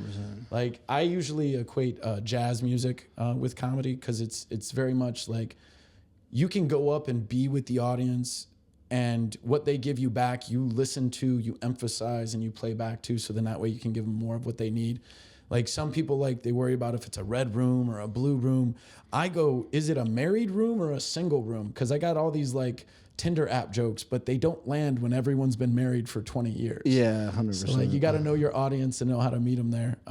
But for me, I'm just always excited to connect community and people with opportunities, meeting people like yourself who are doing cool things and just need more people to do cool things with them. Yeah. Well, I mean, I know that I've kind of self-isolated myself from Wisconsin, and I have a good judge of talent and kind of character that just comes up with like spending 15 years like in that kind of world. And so now I'm just like hand selecting people to be like, I'm trying to get better at this thing. Like, fuck it. Come on. Let's just do something. Yeah, I knew that you and me would have a good conversation because I knew you love comedy. So I'm like, we can definitely vibe. Yeah, that, and I think more than anything, like I love people.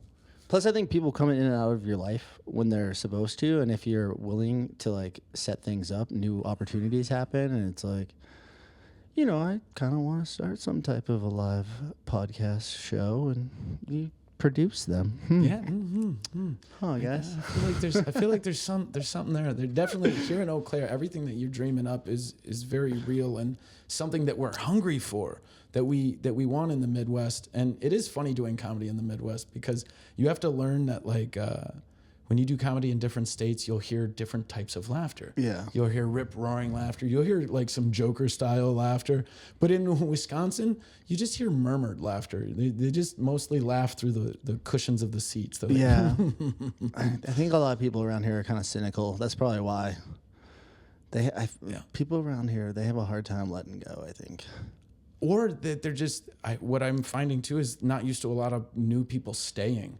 Yeah. It's a lot like Eau Claire, Wisconsin reminds me the most of Anchorage, Alaska, and all the places that I've lived. It's got a similar like 2 degrees of separation. Like if you're coming out here, someone knows the person you're going to go visit.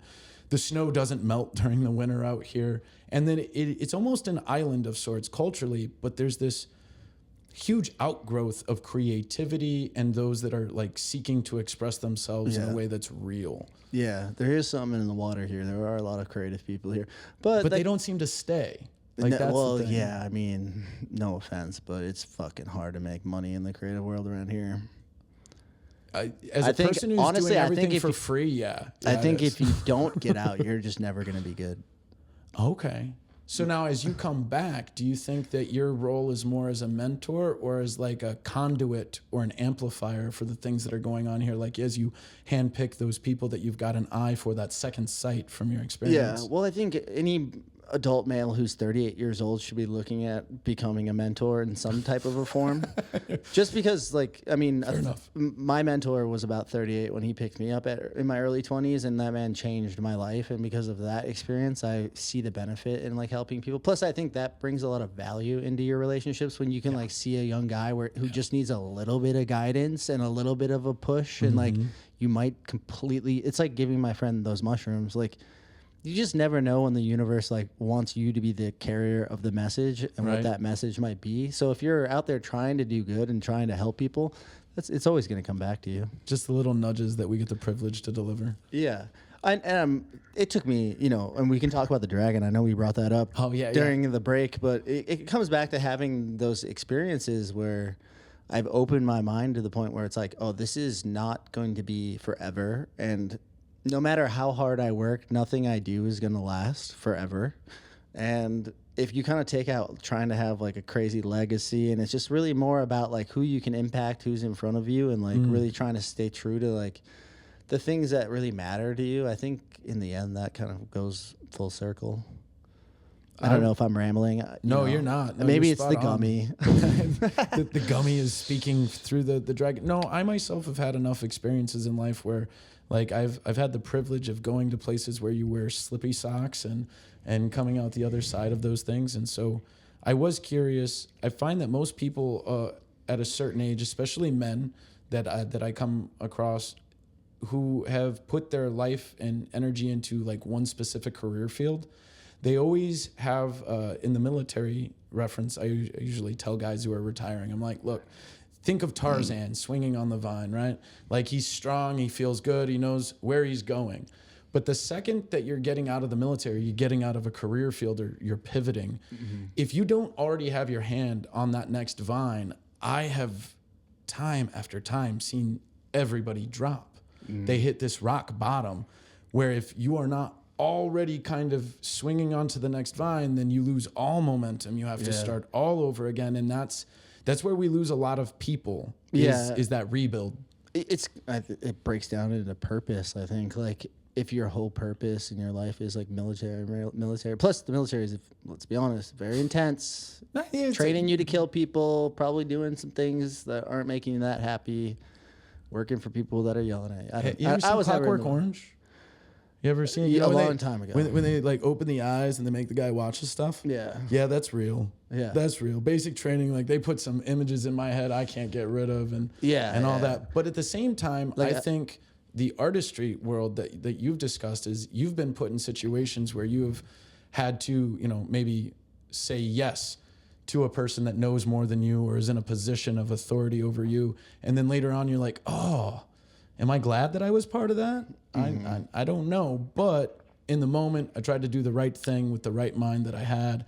And, hindsight's always 20/20. Totally. Life is a learning process. Yes, that's what I love about it. Like, if you're not curious and learning, then what are you doing? I'm not happy if I'm not learning.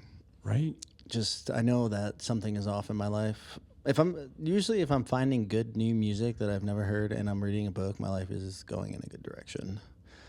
On top of also putting in the body work that needs to be done. So like body work for you, do you do like that somatic stuff or yoga? Or are you talking like you work out or like what do you mean body work? Because people are interested on the how. I do. It depends where I'm at. Like all last year I was at the gym just hitting the plates and getting buff, and then there you go. Then I redirected my funds and was like, I need to work on creative shit only. So then I just started running all the time. There you go. Just to keep it cheaper. But is there a difference in the experience for you in terms of like, like that euphoric release? Well, I mean, cardio sucks. It just sucks. It always sucks. Running. You heard it here. Running does suck. But that's like when you do it, for me, 4 miles, 40 minutes, 10 minutes a mile, it's a pain in the ass. I don't ever want to do it, but as soon as I'm done with it, I'm like, all right, that was a lot better for me. It's just keeping the machine running, I've been really good at always keeping athletic stuff in my life and being health conscious. So, if I don't work out in some form, I create battles in my real life. Okay, so those are the things that you like negotiate. Like, all right, by doing this, yeah. All right. So like we were talking about all the different things that you've read and you've been studying in the 50th law. Like, have you at 38? Have you yet formed like a personal philosophy? I don't know if I have one deep enough to like. I mean, in what kind of sense? Like, give me a little more. Well, so like Ryan Holiday, whose Painted Porch spot is in Bastrop, Texas, outside of Austin. He works with a guy called Brian Johnson, and they've got a company called Heroic, and they do coaching, self-help, stuff like that. And I was working with them a few years ago when they were like first transitioning, and it's basically how to become a coach for self-help, things like that, how to improve, how influencers are leading. And so by the end of it, you had to come up with a personal philosophy. And what happens is you read a lot of Socrates, you read all the great things, you fill your mind up, you contextualize it. Much like comedy, you first write everything that you can, and in self-help, you read everything that you can. Yeah. And then with comedy, you start editing and deleting things. And with self-help, you start going, all right, out of that whole book, there's a bumper sticker I want to keep, right? Mm-hmm. So this whole process was about learning, like, what is your ability to find your philosophy and things like that. For me, I got one. This is going to be, get ready for the ride. You ready? My last name's Campbell, like the soup. And my brain works on acronyms. So my personal philosophy is big, hot, good. Nice. And so like big is boundaries, integrity, generosity. Allow everyone to feel big no matter their size. I love that. All right. Hot is honesty, openness, transparency. It's what allows communication to be absolute fire. When you get to that's really where that psychology of like what gets us going, what keeps us running those 4 miles at 10 minutes is. Most people try to motivate themselves first to then go move. Yeah. It's backwards. You have to move your body, and then your brain finds that motivation. And once you're motivated, then you make things. Yeah. And once you start making things, then you got to manage all the things that you make. And so that's the part of being big, hot, good. And then the good is just up to everyone. For me, it's gratitude overcomes disappointment. Yeah. So big, hot, good is the way I like to be. Now, why I say that is because like it could be all right. It could be hard, hard telling, not knowing. Whatever it might be for you, whether it be a mantra or something like that. Like for a few years, it was. I don't know different. if I have something quite as structured as that, because that was really well done.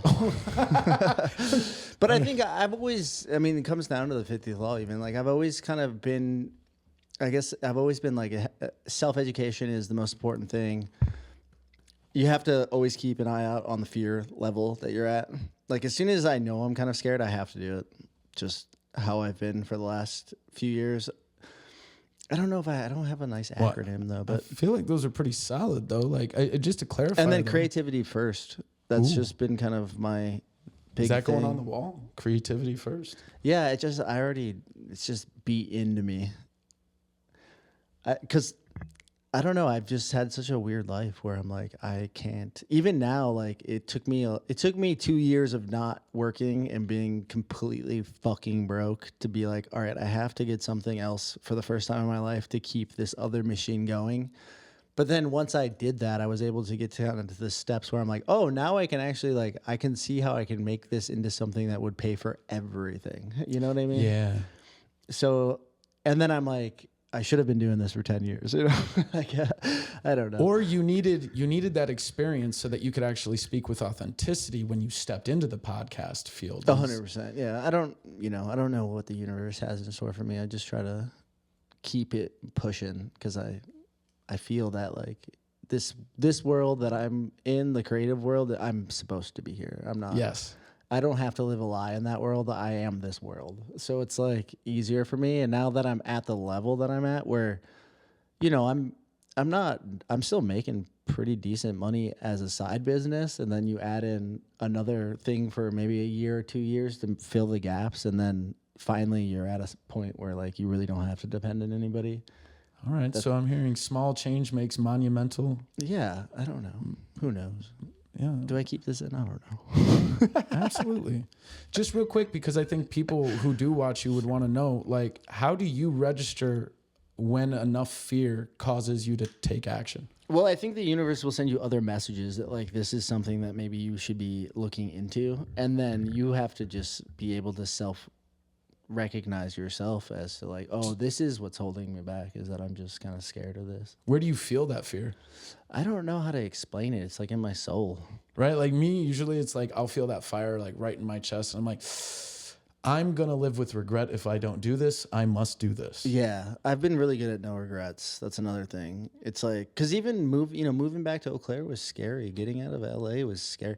I moved to Mammoth Lakes, California when I was 18 years old, right out of high school, didn't have a plan. And then all of a sudden that next winter I was in California. I remember calling my mom scared, being like, I gave up my whole life. But then that kind of was like, it became this other thing where like, then I was never scared of traveling like that.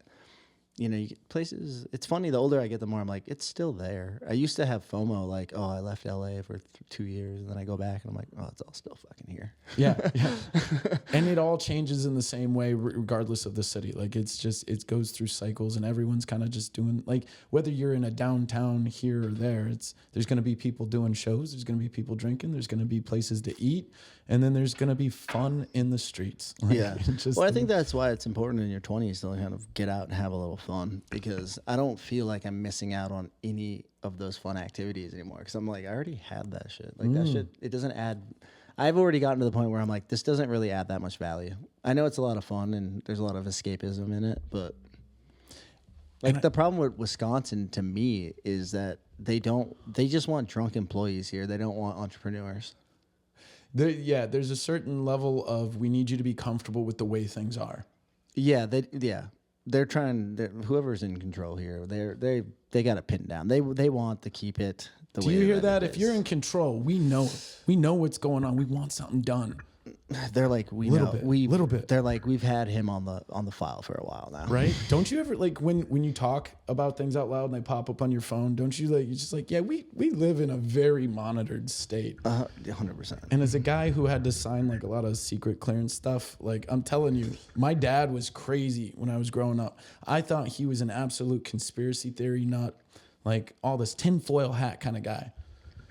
Then I went into the military and I got out of the military. Now we both wear the same tinfoil hat. Dude, that's so funny. Because my dad was the opposite. My dad is now a tinfoil hat guy, but then he's the one that coming to me 2 years ago going, I'm not sure about 9/11. I'm like, bro, I was telling you that fucking 10 years ago.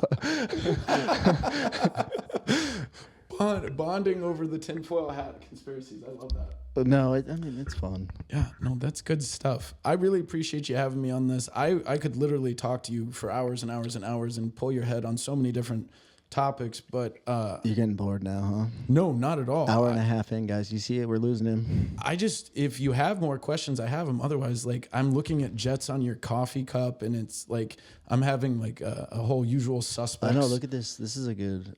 Yeah, like which branch could is find that? Like, here's the thing: is that we're looking at the That came from Seattle, so it was probably some. the Boeing guy. 391st Fighter Squadron, and so I was part of the 90th AMU, and then a couple other units. And so I'm looking at the jet on the back of here, and I'm like, he invites an Air Force veteran guy, and then he drinks out of an Air Force cup. I love it. This is good stuff. That's Shout out the to universe. the That's how you Tigers, know. 391st. Goof. Whoever Goof was, I love the Tiger. Yeah. But yeah, no, this it's- was another great. That belonged vintage to a climb. master sergeant. Anyone who knows what I'm talking about is going to know you don't get promoted in the Air Force unless you can hold a coffee cup while giving orders. Well, let's say See, Goof. you just got promoted to master sergeant right there. Goof. I just loved it, man. The design of it, all of it. Yeah, no, we make good. Like the challenge coin that I showed you. It's right next to this one. Enjoy the journey, and then it's got a jet. Just 2 coffee cups, one with water, one with coffee. Right. That's how it feels. Like the adventures that you go on in life, like it'll be highly technical, and then you'll be like set out to be like, I'm going to achieve this great thing, and then afterwards you're like, slow down and relax. Yeah, 100%. Well, I mean, I think that's something I've learned throughout my life is like you can create opportunities if you want to. If there's a will, there's a way. And so like even from like my book project to like the last time I went to LA where I ended up shooting like 40 people, bringing 8 people with me, getting 3 houses and like getting it sponsored out. Like if these ideas are coming to you, they're coming to you usually for a reason. So like if your soul is telling, like my soul was telling me like you need to get back to LA and you need to get this stuff moving. And if it wasn't for that reason for a full year while I was in Eau Claire, like I don't know if I would have bought the podcast gear or just knowing that that was my journey to go back to that. Yeah. Just pushed me. And now that I've opened the door, it's like there's no going back. No, there really isn't. Like once you know what you can do, what you can face, what you can adapt to, like why would you ever go back to believing you couldn't? Yeah. Well, so we are an hour and a half in about. Why don't we talk about, I think we should do a live show, dude. I think a live show would absolutely hit off. I think that you might even want to talk to like Ben Malachowski, Matt Hassemuller. They've done some pretty cool stuff with Jar of Pain. They've got a I don't local know. podcast. Do we need them? I don't know if we need them. Yeah, I honestly, I think me and you could do some fun stuff. Yeah, like, I think so. I like the idea of light and tight. Light and tight. Ooh, all right. Light and tight Yeah. with the Wisco Wolves. Is that what you're thinking? I don't, that's just a name I have. I don't know if that's the live show name, but Light and tight. I would like to find, and you guys, this is the Patreon section. We're an hour and a half in. Yeah. So, guys, live podcast. So Light and Tight, producing a live podcast in Eau Claire is so very doable. Well, I have 4 mics here. And then you go, all right, if you had just one other mic for like a musician, even these mics work fine for musicians. You just have them set up right. But I would love to get you out to see the Red Mixer setup, see if you like the vibe. What I would suggest is just to mess around. I would love to have you beta test at one of our comedy events behind our second bar.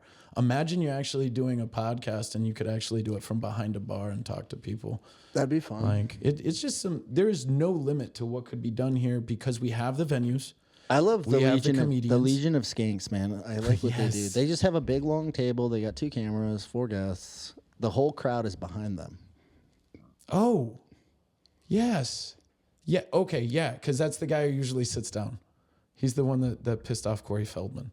Yeah. Yeah, Legion of Skanks. I'm Yeah. tracking now. They're like the most edgy.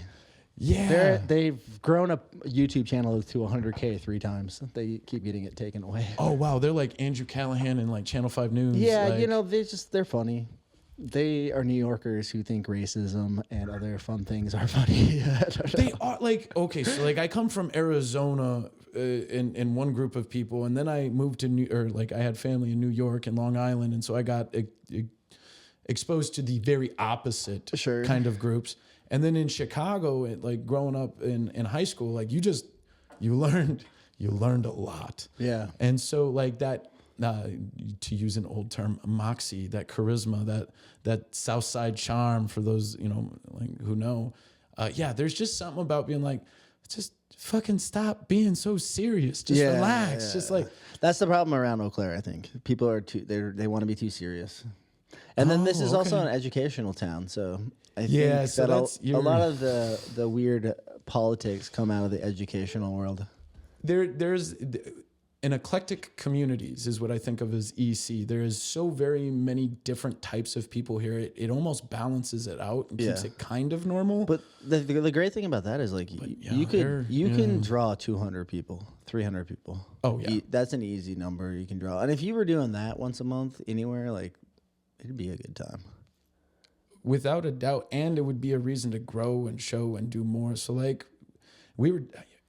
The thing about doing it for a podcast that's live that happens once a month, once a month really isn't enough. You'd have to probably do more than that to really grow it. But even if you did twice a month, 2 hours each, that's doable. And then it's all about the thing about making things online work is it's all about getting in people's habit routines.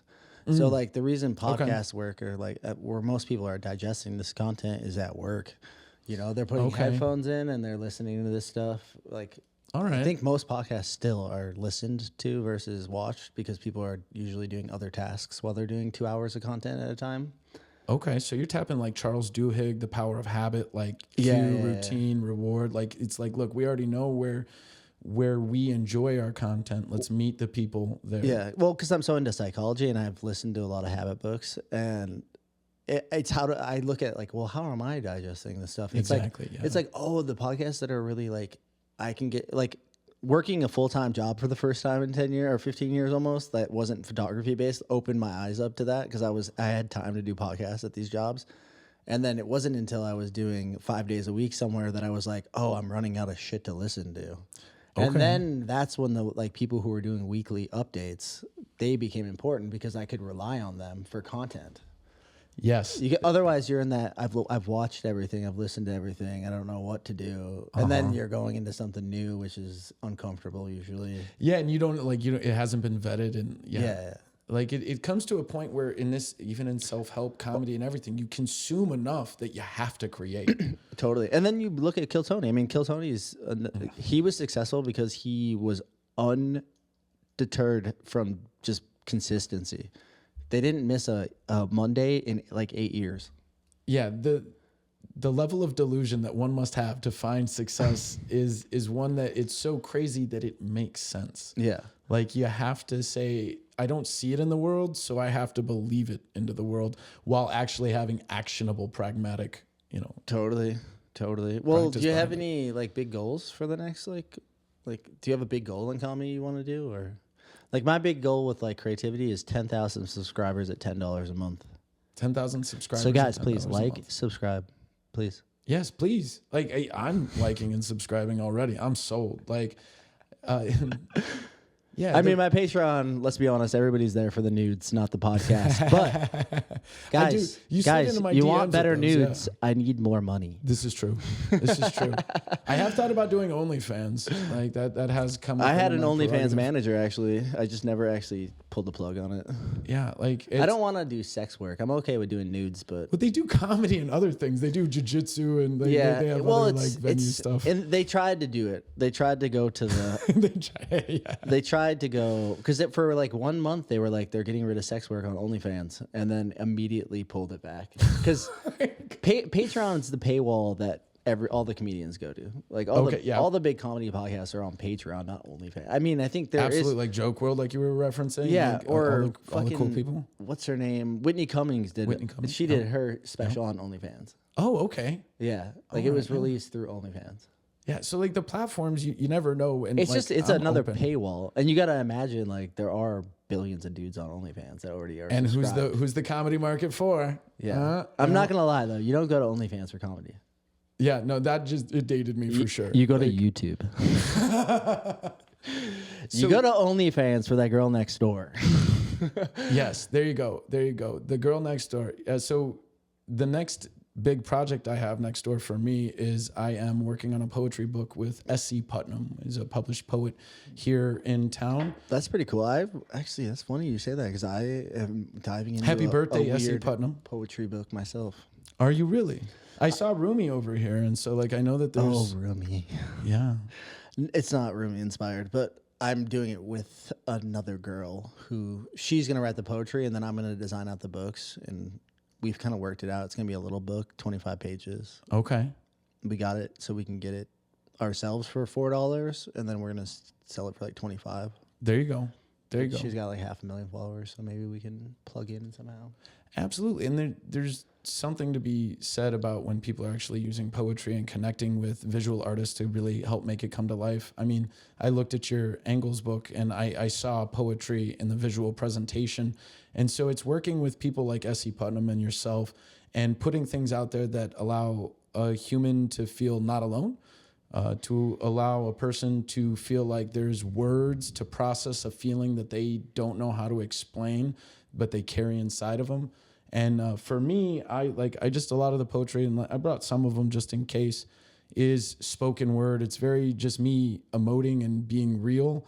And for me, that project is the big push beyond my son's movie. Yeah. Do you got any you want to spit off? Yeah. I think we need one, right? At least one. At least one. Like, so my poetry is usually, it's like really emotional. It's coming from usually not a funny place. I've got things that are like the fail fairies, but I do have one that's a little longer. It might be. If it's totally up to you. I don't. So we've got. I had a chance of going to. All right. Do whatever you want. So this is my podcast. We do whatever we want.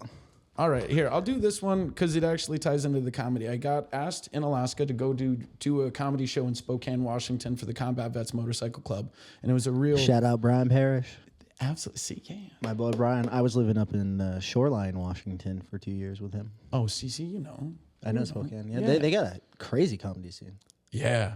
A huge everybody goes scene. There. Yeah, Kelsey was just, there's a lot of great artists that go through Spokane, and Britt Van Carr was actually kind enough to bring me out there, and she put on a show for the Combat Vets Motorcycle Club, and they didn't know I was a veteran. Oh, really? Yeah. So imagine you're going to a combat motorcycle club. It's this big giant warehouse, and inside is just like the room of requirement from Harry Potter. It's just whatever they need to make things happen. And I met an 82-year-old man named Precious, and he had no idea that I was a veteran. And he's like, "Hey, Scott, I appreciate you coming out to do this. You know, it's real nice." And then he points to a poker table, and he's like, "When you have a moment, I want to talk to you," which is like code for old man talk, which is like, "All right, I'm going to learn you good. Yeah. You need to know what's what." And so I walked over there. I already knew what was going on. And funny enough, you go to a Combat Vets Motorcycle Club, and they just told me a lot of stories in poetry, like reciting poetry from memory. And it was such an honor and a gift. Huh. And so after it's not what I thought you would say. Yeah, no, it was not what I expected to happen. I met an amazing gentleman named James, Purple Heart. Guys, these things suck. Yeah, the foil, like, it's going both in and out. Like, it's coming through. There's improvements to be made. So I met James, and he was a tanker with Purple Heart, and he had stories, and like he was just reaching into my heart and like just like making sure we felt every ounce of it. And so I wrote this poem in response to them. Let's hear it.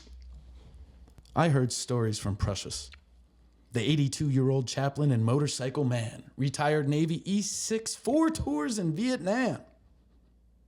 He asked me if I know the price of freedom. I silently looked at him as best as I can. My eyes welled up, my mouth shut, as my soul wept and caged. I know the price paid! But quiet and listening I remained. This was a question worthy of silence in a noisy age. And an answer fueled by ferocious, righteous rage that anyone would forget the courageous price paid in full sacrifice made. Or in daily surviving, thriving, describing, honor and remembrance for all. Thank you for an opportunity to answer a soul's unanswered call. That it's never too late to conversate, joke, initiate, ask, or offer help. The kind that helps a community where you say us instead of them. When the only more you need is to finish. What was started, honoring and elevating, all that was soulfully, heartfully, sacrificially imparted, repayment is the target. We must not miss when keeping alive future's wish. So be a present to the past. Make sure they weren't the last of us to say, with the righteous roaring of freedom's uncaged rage, that it's never too late to honor the price paid. Damn, that was fucking good, dude. Those improv classes worked. Thank you. Yeah. Like I was like, yo, that's, you can tell he's a dad and you can tell he did improv. yeah, shout out to Eau Claire Improv here in That town. was really good, man. You should be a voice actor. You should just fucking read people's books. I'd gladly Can't you do get it. mean contracts for like audiobooks too? Yeah, I actually have a friend, Katie Emberton Going. Shout out. She's a professional voiceover artist. She does it. She's a mom who does it out of a closet in That's all you need. Kansas. Yeah. Yeah. No, I really appreciate that, especially from a person like you. I've got a lot of little things That was like that. fucking entertaining. That was cool. Yeah, it's even more when you get the full cartoon effect going Sure. and really emoting. And Well, it sounded so good in here. I was just listening to it. I'm like, oh shit, I'll listen to this book. Let's go. yeah, let's go. And that's what SC Putnam said. And so, like, to answer your big goal for the year is to rip as many poems as I can, get those Have published. you thought about writing a book? Yeah, Like not just a poetry book, but like maybe just a real book. yeah, and I have written a few books. I just haven't published them. Yeah. So for Can't me, fail if they don't come out. exactly. I've got a. Just kidding. I've got a couple books that I put out. I did one called The Phoenix Souls, which is actually a book of questions. Oh, that's cool. That guides you, that when you pick up this book and you fill it out, you, the reader, become an author and you have a completed book by the time you're done. Oh, maybe So I should read that. I want to write a book called The Rise and Fall of Visual Dirt: How I Created an Ego Brand in My 20s That Failed in My 30s. Straight out of the Michael Scott Book of Success. Yeah. Like that was beautiful. I think ChatGPT will help me. I feel like ChatGPT is a word calculator. I know, like. Have you played with it? Oh, I love Oh, yeah, ChatGPT. yeah. It's for me. It's a fucking game changer. The first time I sat down with GPT, I sat for 3 hours and for the first time ever thought that I was having a conversation at a level that, like, I couldn't, there was no issues. There was no friction. It was just Yeah. like we were in flow. Yeah. Like, I totally feel you there. It's crazier when it starts to get to know you. Like I used oh yes. I used Oh, it. yes. I used it to help do production for my trip to LA, and I would just be like, "Hey, remember that thing I was telling you? I need to do a call sheet for this day and these people," and it would just be like, "Pfft." Or like, "Hey, I need to invoice these people $2,000 2 days." Da, da, da, da. Just insanely, or just any email I do now is just like, make this better. Without a doubt. I used to tell people I wouldn't have got a bachelor's in psychology without spell check, and now I tell people I can't run my business without my ChatGPT premiums. Yeah. My son and I, in 48 hours, he created a T-shirt company called Warning Label. And it's basically shirts that are based off the jokes that we make on stage and things like that. So We should get your son on the podcast. Oh, yeah, 1,000%. think He's it'd the be one who cool, does all my dude. videography work. Yeah. Anytime you see any of my stuff with a video, that's my kid's work. Sure. And on top of that, he makes me get better. He's like, that's not good and that's old. We need to update this, Dad. That's important information. And he's real good too, because you need a kid or you need people in your life that are going to be like, yeah, I don't like poetry. Like, I just don't honest feedback. get it. Honest Like, feedback. Yeah. Because then you know they're honest when they're like, it's truthful, and it's more powerful when a Yeah. person who tells you like that's not so good goes, oh, I actually like that. Yeah. Like you got me with your poetry, and Dad, you know I hate poetry. I'm like, all right. But yeah, so getting him on the podcast, he's actually It'd just be fun to interview like a young creative. I Just be like, where do you think it's going? and in this, and he's a lot like us. Like I think a lot of neurodivergent people, like when they're put into a like being on stage or when there's a lot of people, they feel a lot of energy or they feel a lot of attention, and it makes it so that it doesn't feel safe. And so like in these situations, in these podcasts, even though we're like engaging with all of you, it feels like it's just me and you in this moment. And then we're able to be more ourselves. We're able to 100%. articulate ourselves. So my son, he's, I'm not trying to like, talk his business or anything, but he's a person that, like you, he feels very comfortable behind the camera. Yeah. And he's got a dad that's always in front of the camera. And I do the things in front of the camera to like show him how to do it. Sure. But also to like play with my kid in a way where his art gets to shine. He's at the perfect age though for that YouTube channel. Tell him to just get on there. So he's built Warrior Wear brand. That's out there. I suppose Warrior Wear would be a shout out. Hey, did we say click, like, subscribe to the Patreon? Guys, if you made it this far, hour 43 minutes in. Thank you. Come on, guys. But yeah, he's actually done a lot of that stuff, and he keeps hitting that glass ceiling, which is he came up in Wisconsin. I've taken him to Houston. He actually did. We've done work with bodybuilders. Yeah. Are you familiar with Christian Guzman, Alpha Land, all of that? So that's a YouTuber, major YouTuber, built a business, the Ghost Brand drinks, things like that. Oh, I know Ghost Brand. Yeah, so Ghost Brand comes from this group, Alpha Land. A lot of money in those energy drinks. A lot of caffeine that makes me fly. I thought I was going to die. I know a guy that sold hype energy drinks for $500 million. Shout out JJ. See you in Miami. There you go. Oh, and you got big things coming in Miami, right? Hopefully. But either that or just spending money. The bodybuilders. So like we went and did Alpha Land Summer Shredding, and my son did the videos for the bodybuilders to tell their 2-minute story, and they actually got put on stage at the Stafford Theater and had the big thing and got seen by over 1 million people. And so he got hooked once his stories and his art was being seen. He's like, yeah, I like this. This is a good life. Houston's all right for me. That's fun. That's really fun.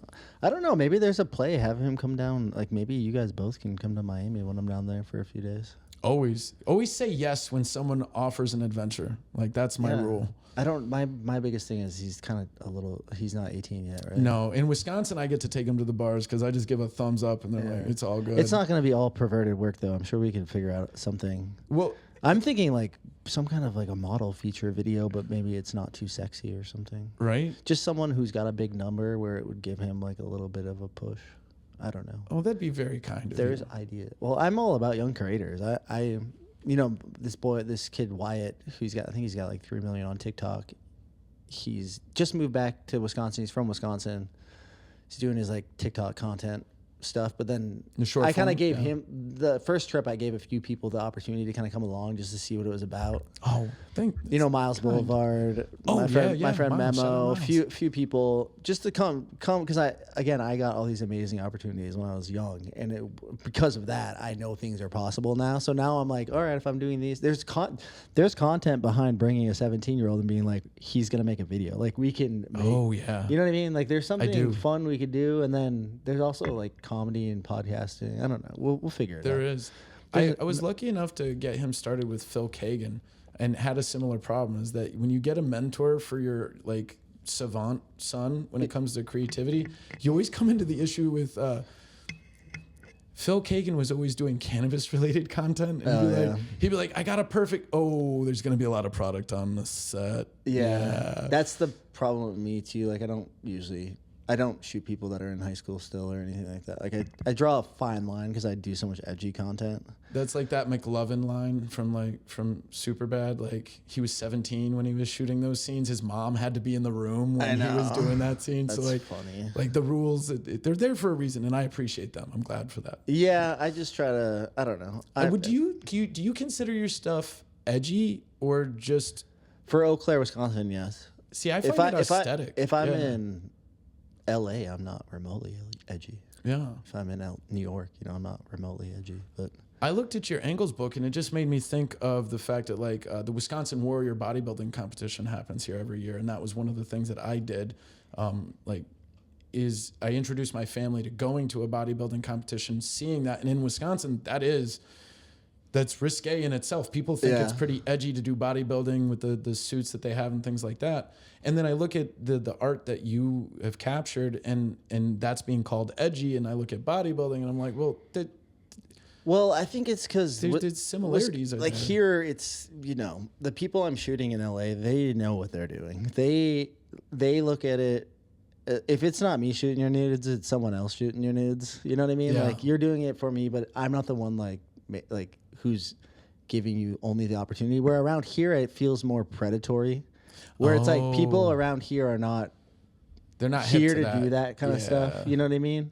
And so like me being my age and then looking at like younger girls and being like, oh, let's do sexy content. Like then I become like a creep. And now you understand why I go by ServiceUncle. I have a lot of nieces, and then you got to be at least a certain age to hang out with ServiceUncle. Yeah, I'm definitely the cool uncle. Yeah. An event, you're talking about doing comedy podcasts and leveraging all the talents and things that you do. I have an idea that I think would be a fun way to kind of like open people up to your work, which is we set up an event at one of these venues where we do like an actual like headshot run, and we actually book the majority of the comedians and the musicians that are in this area, and then actually do a piece where we highlight your work and actually put people in a position to take the nudges of your talent and actually showcase themselves. It'd be a fun paid event though, like one where they're paying. Yeah, maybe if I'm making some money, I'm down, because I look at it like I could go to LA and shoot David Lucas, or I could go to big shout out, or we could go spend a week in Austin, and I guarantee you I'll get to people that like no one thought we could get to, because I just have the right connections to get there. Like, so what a kind soul to share. You'll understand when you get to know me a bit more that like I'm kind of an Eau Claire hater. Where I'm like, I don't really see the value in shooting the people around. I understand the value of creating your own thing. Yeah. But then there's a lot of everybody gonna tell you how to do it, but they never did it. Yes. Oh, the talkers but not the walkers. That drives me nuts. You know, because there's a lot of people around here that'll tell you how to do it, but they never did it. And they'll stand there and tell you how you should do it while still not doing it. I got you. Yeah. No, that I will, without saying any names, I'll say I came out to Eau Claire and I saw a gap. I wanted to fill that gap, and I was told it'll never work. If it did work, it'd take 6 months, and I'll never be there. Yeah.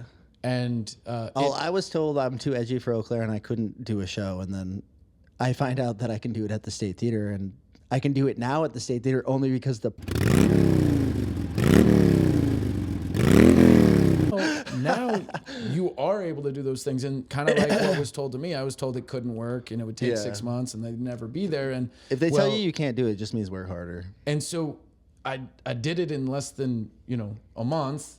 It worked really well, and the person showed up. And so I think what happens in Eau Claire is that I think there's a level of burnout from people coming to Eau Claire, wanting to show things, and then what happens is they outgrow Eau Claire, and it's honestly it's a weird parallel, and honestly you can delete this if it's too much. Like my son is like, that's a little 80s, Dad. But in Alaska, in education, a lot of people will go out to Alaska and teach for a year, especially in rural Alaska, and with the Alaska natives, they're forced to constantly take these brand new teachers in, and they have to teach them about the culture. And so the culture is different because, one, the sun doesn't set in the same way. There's not frogs when you're teaching biology. And there's an entire integrated lifestyle so that when, say, a whale needs to be harvested, we don't go to school that day. Well, all of that happens, and these brand new, from the lower 48 teachers, they have to be taught like baby birds, everything. Yeah. And so when that happens for 10 years, 20 years, where the culture has to constantly teach someone new what's going on, then they start getting like real guarded, real like resistant to any person, even when they come in and they're excited. I feel like Eau Claire is hungry. They know that like we got the sauna tag, we got growth, but they've been burnt out by people that have come in and then left. Now, with that being said, do you know pour the haterade. It's all good. Do you know the story behind the State Theater? And how there was a guy a few years ago that raised like all this money, and there was like a nonprofit hustle, right? A scammer. Yeah. He raised like $70,000 and then took all that money and changed his name and moved to California.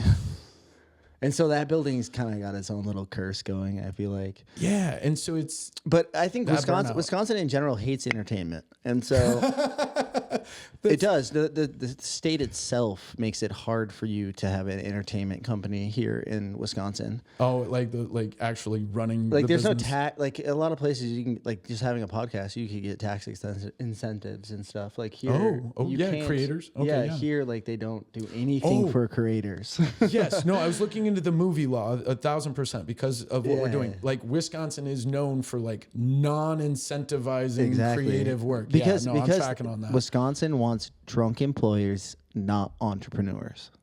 I mean, it's In my opinion.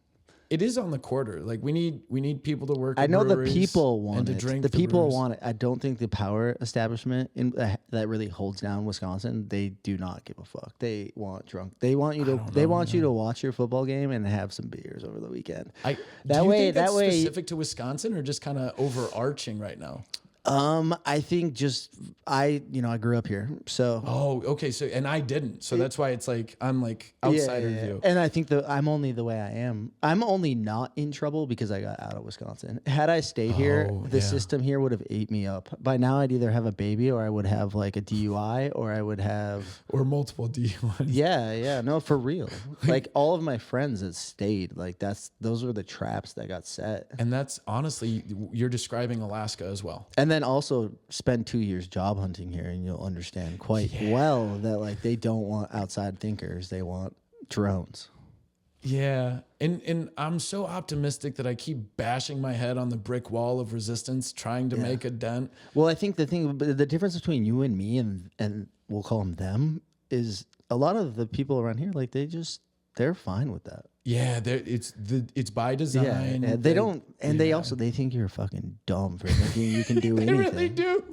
They think you're dumb and crazy, crazy. Like, and for me though, I kind of take that as a challenge when I go to different cities and like. I think the thing that keeps me sane is I know my worth. So it's like, oh, amen to that. For like maybe before I went back to once I went back to LA, it was game over. I'm back again because I went there and I was like, oh, I'm in demand here. People fucking want, like, high talent wants to work with me here. I go to Eau Claire, Wisconsin. They treat me like I'm a creep. Yeah, it's like I don't know what to do.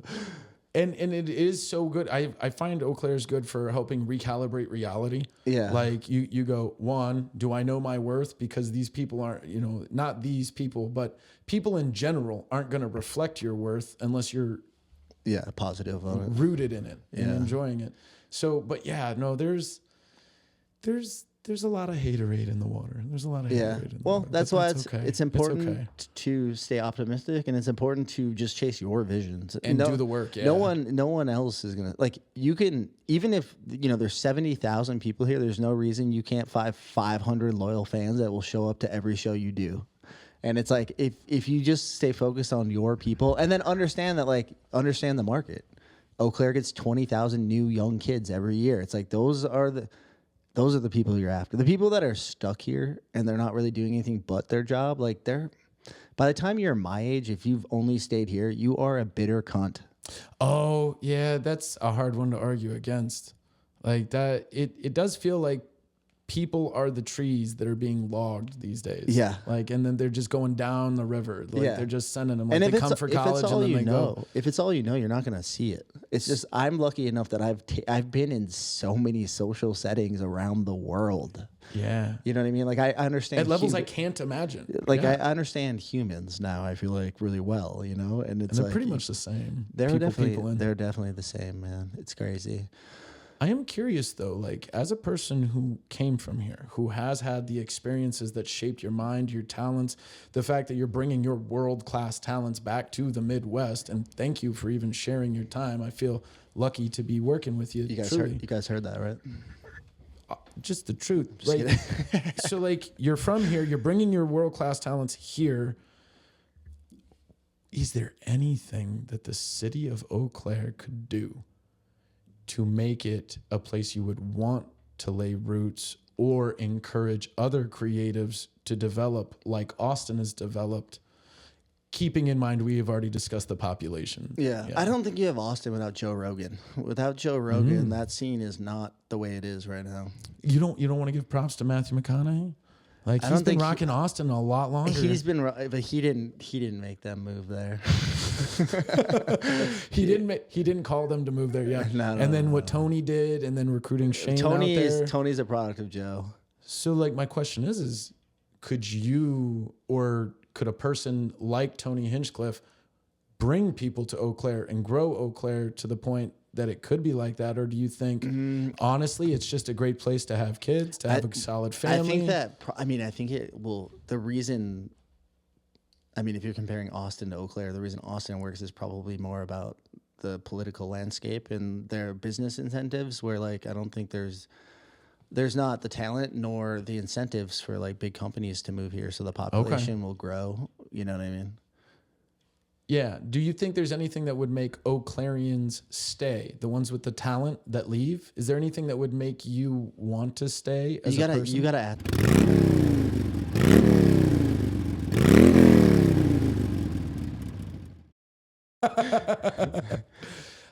No, I was just curious because I've been so hopeful for this area for a year now. Yeah. And pitching people. But like, then I'm potential here and because I possibility. want to be here. The universe told me to come back here and do my time here. I don't know if I'll be here forever. But it's just that do the time. I feel like people come to do time here. Yeah. Well, Is there a way to make them want to stay here? I think that's up to you. Agreed. It's up to you to make Eau Claire a place to stay. And what we're going to do is we're going to do a live podcast to get it going. We're going to let people know that there's funny people doing funny things. Yeah. Yeah. Well, I think you can definitely create a scene here. Yes. I think that's more, it's more here. You're going to be more successful if you create your own thing.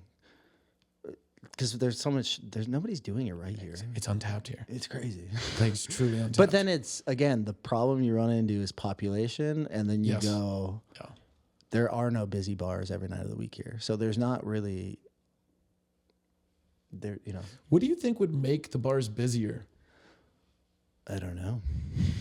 I've found like this new term, sober curious. Like those who drink like the CBD drinks and other things. I love those. Like more people get away from alcohol. I'm curious if bars can become the pubs that they are in like in other countries where they're like really communal spots where like, what do you mean you weren't at the pub 5 days out of the week? Yeah, but I also think that comes down to like societal structures of like wanting drunk employees. Because I actually like, I wish growing up here, I wish that there wasn't such a binge drinking culture. I think that you're fucking over the youth here by incentivizing this like blackout culture, and I think that has more to do with trapping people than it has to do with like anything good. Yeah, crabs in a pot.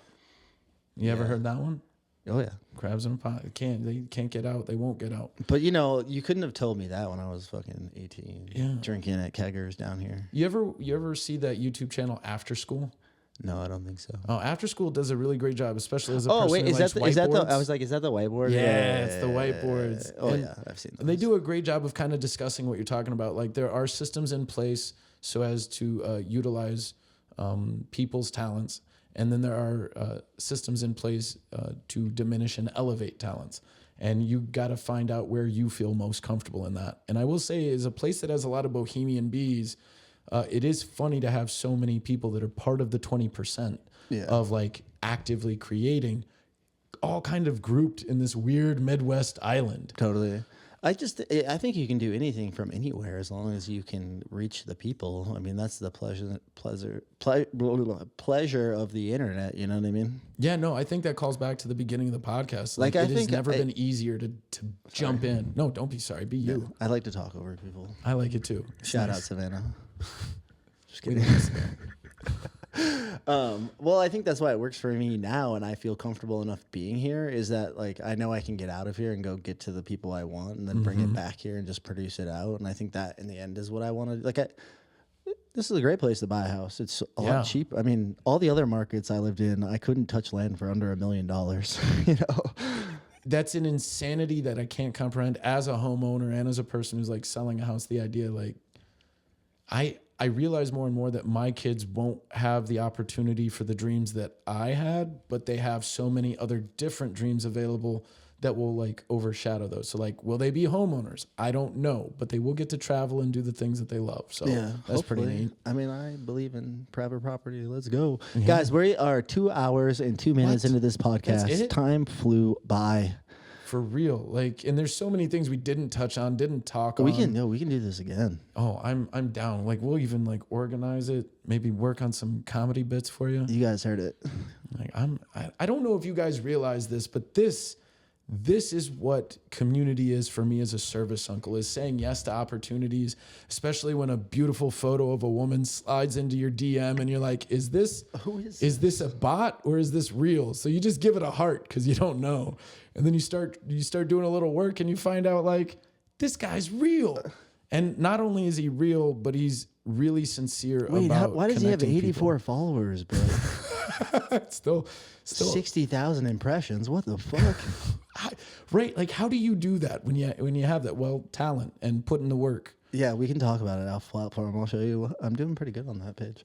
And I'm still learning, like Instagram, like the impressions and stuff. Like I started with a bunch of doing a personal blog and doing videos around Eau Claire and just doing the St. Jude's push-up event every November. That's fun. And from there, that's what kind of like podcasting. I was like, oh, I like making videos. People like my goofy, Mr. Rogers modern take. Totally. This just complemented so much with what I'm already doing that it just made so much sense. It's like other than the board and the mics, I had pretty much everything else. And then this is an amazing space too. I'm a content guy, so you get it. Guys, like and subscribe. Please go follow him. Let's go. Any shout outs before we get out of here? Becoming SC, Good Sets Comedy. Make sure to go volume1tickets.org for the Red Hot Comedy Showcase. But truly and honestly, for those that aren't in the Eau Claire area, ServiceUncle is a brand, is a book, is a concept that I would love to come and talk to anybody and everybody about, whether it's combat vets or it's artists that are just hungry to understand what it's like to be resilient and fight through the darkness. I'm happy to connect. That's why I said yes. And my life has forever been changed because of this podcast and conversation. Let's thank you. Fucking go. Guys, thank you so much. Like, subscribe, do whatever you got to do. Please. Gotta go. Bye. Nirvana means in Sanskrit, blow out. That is, exhale the breath. Exhale the breath. The opposite, desire, is to breathe in.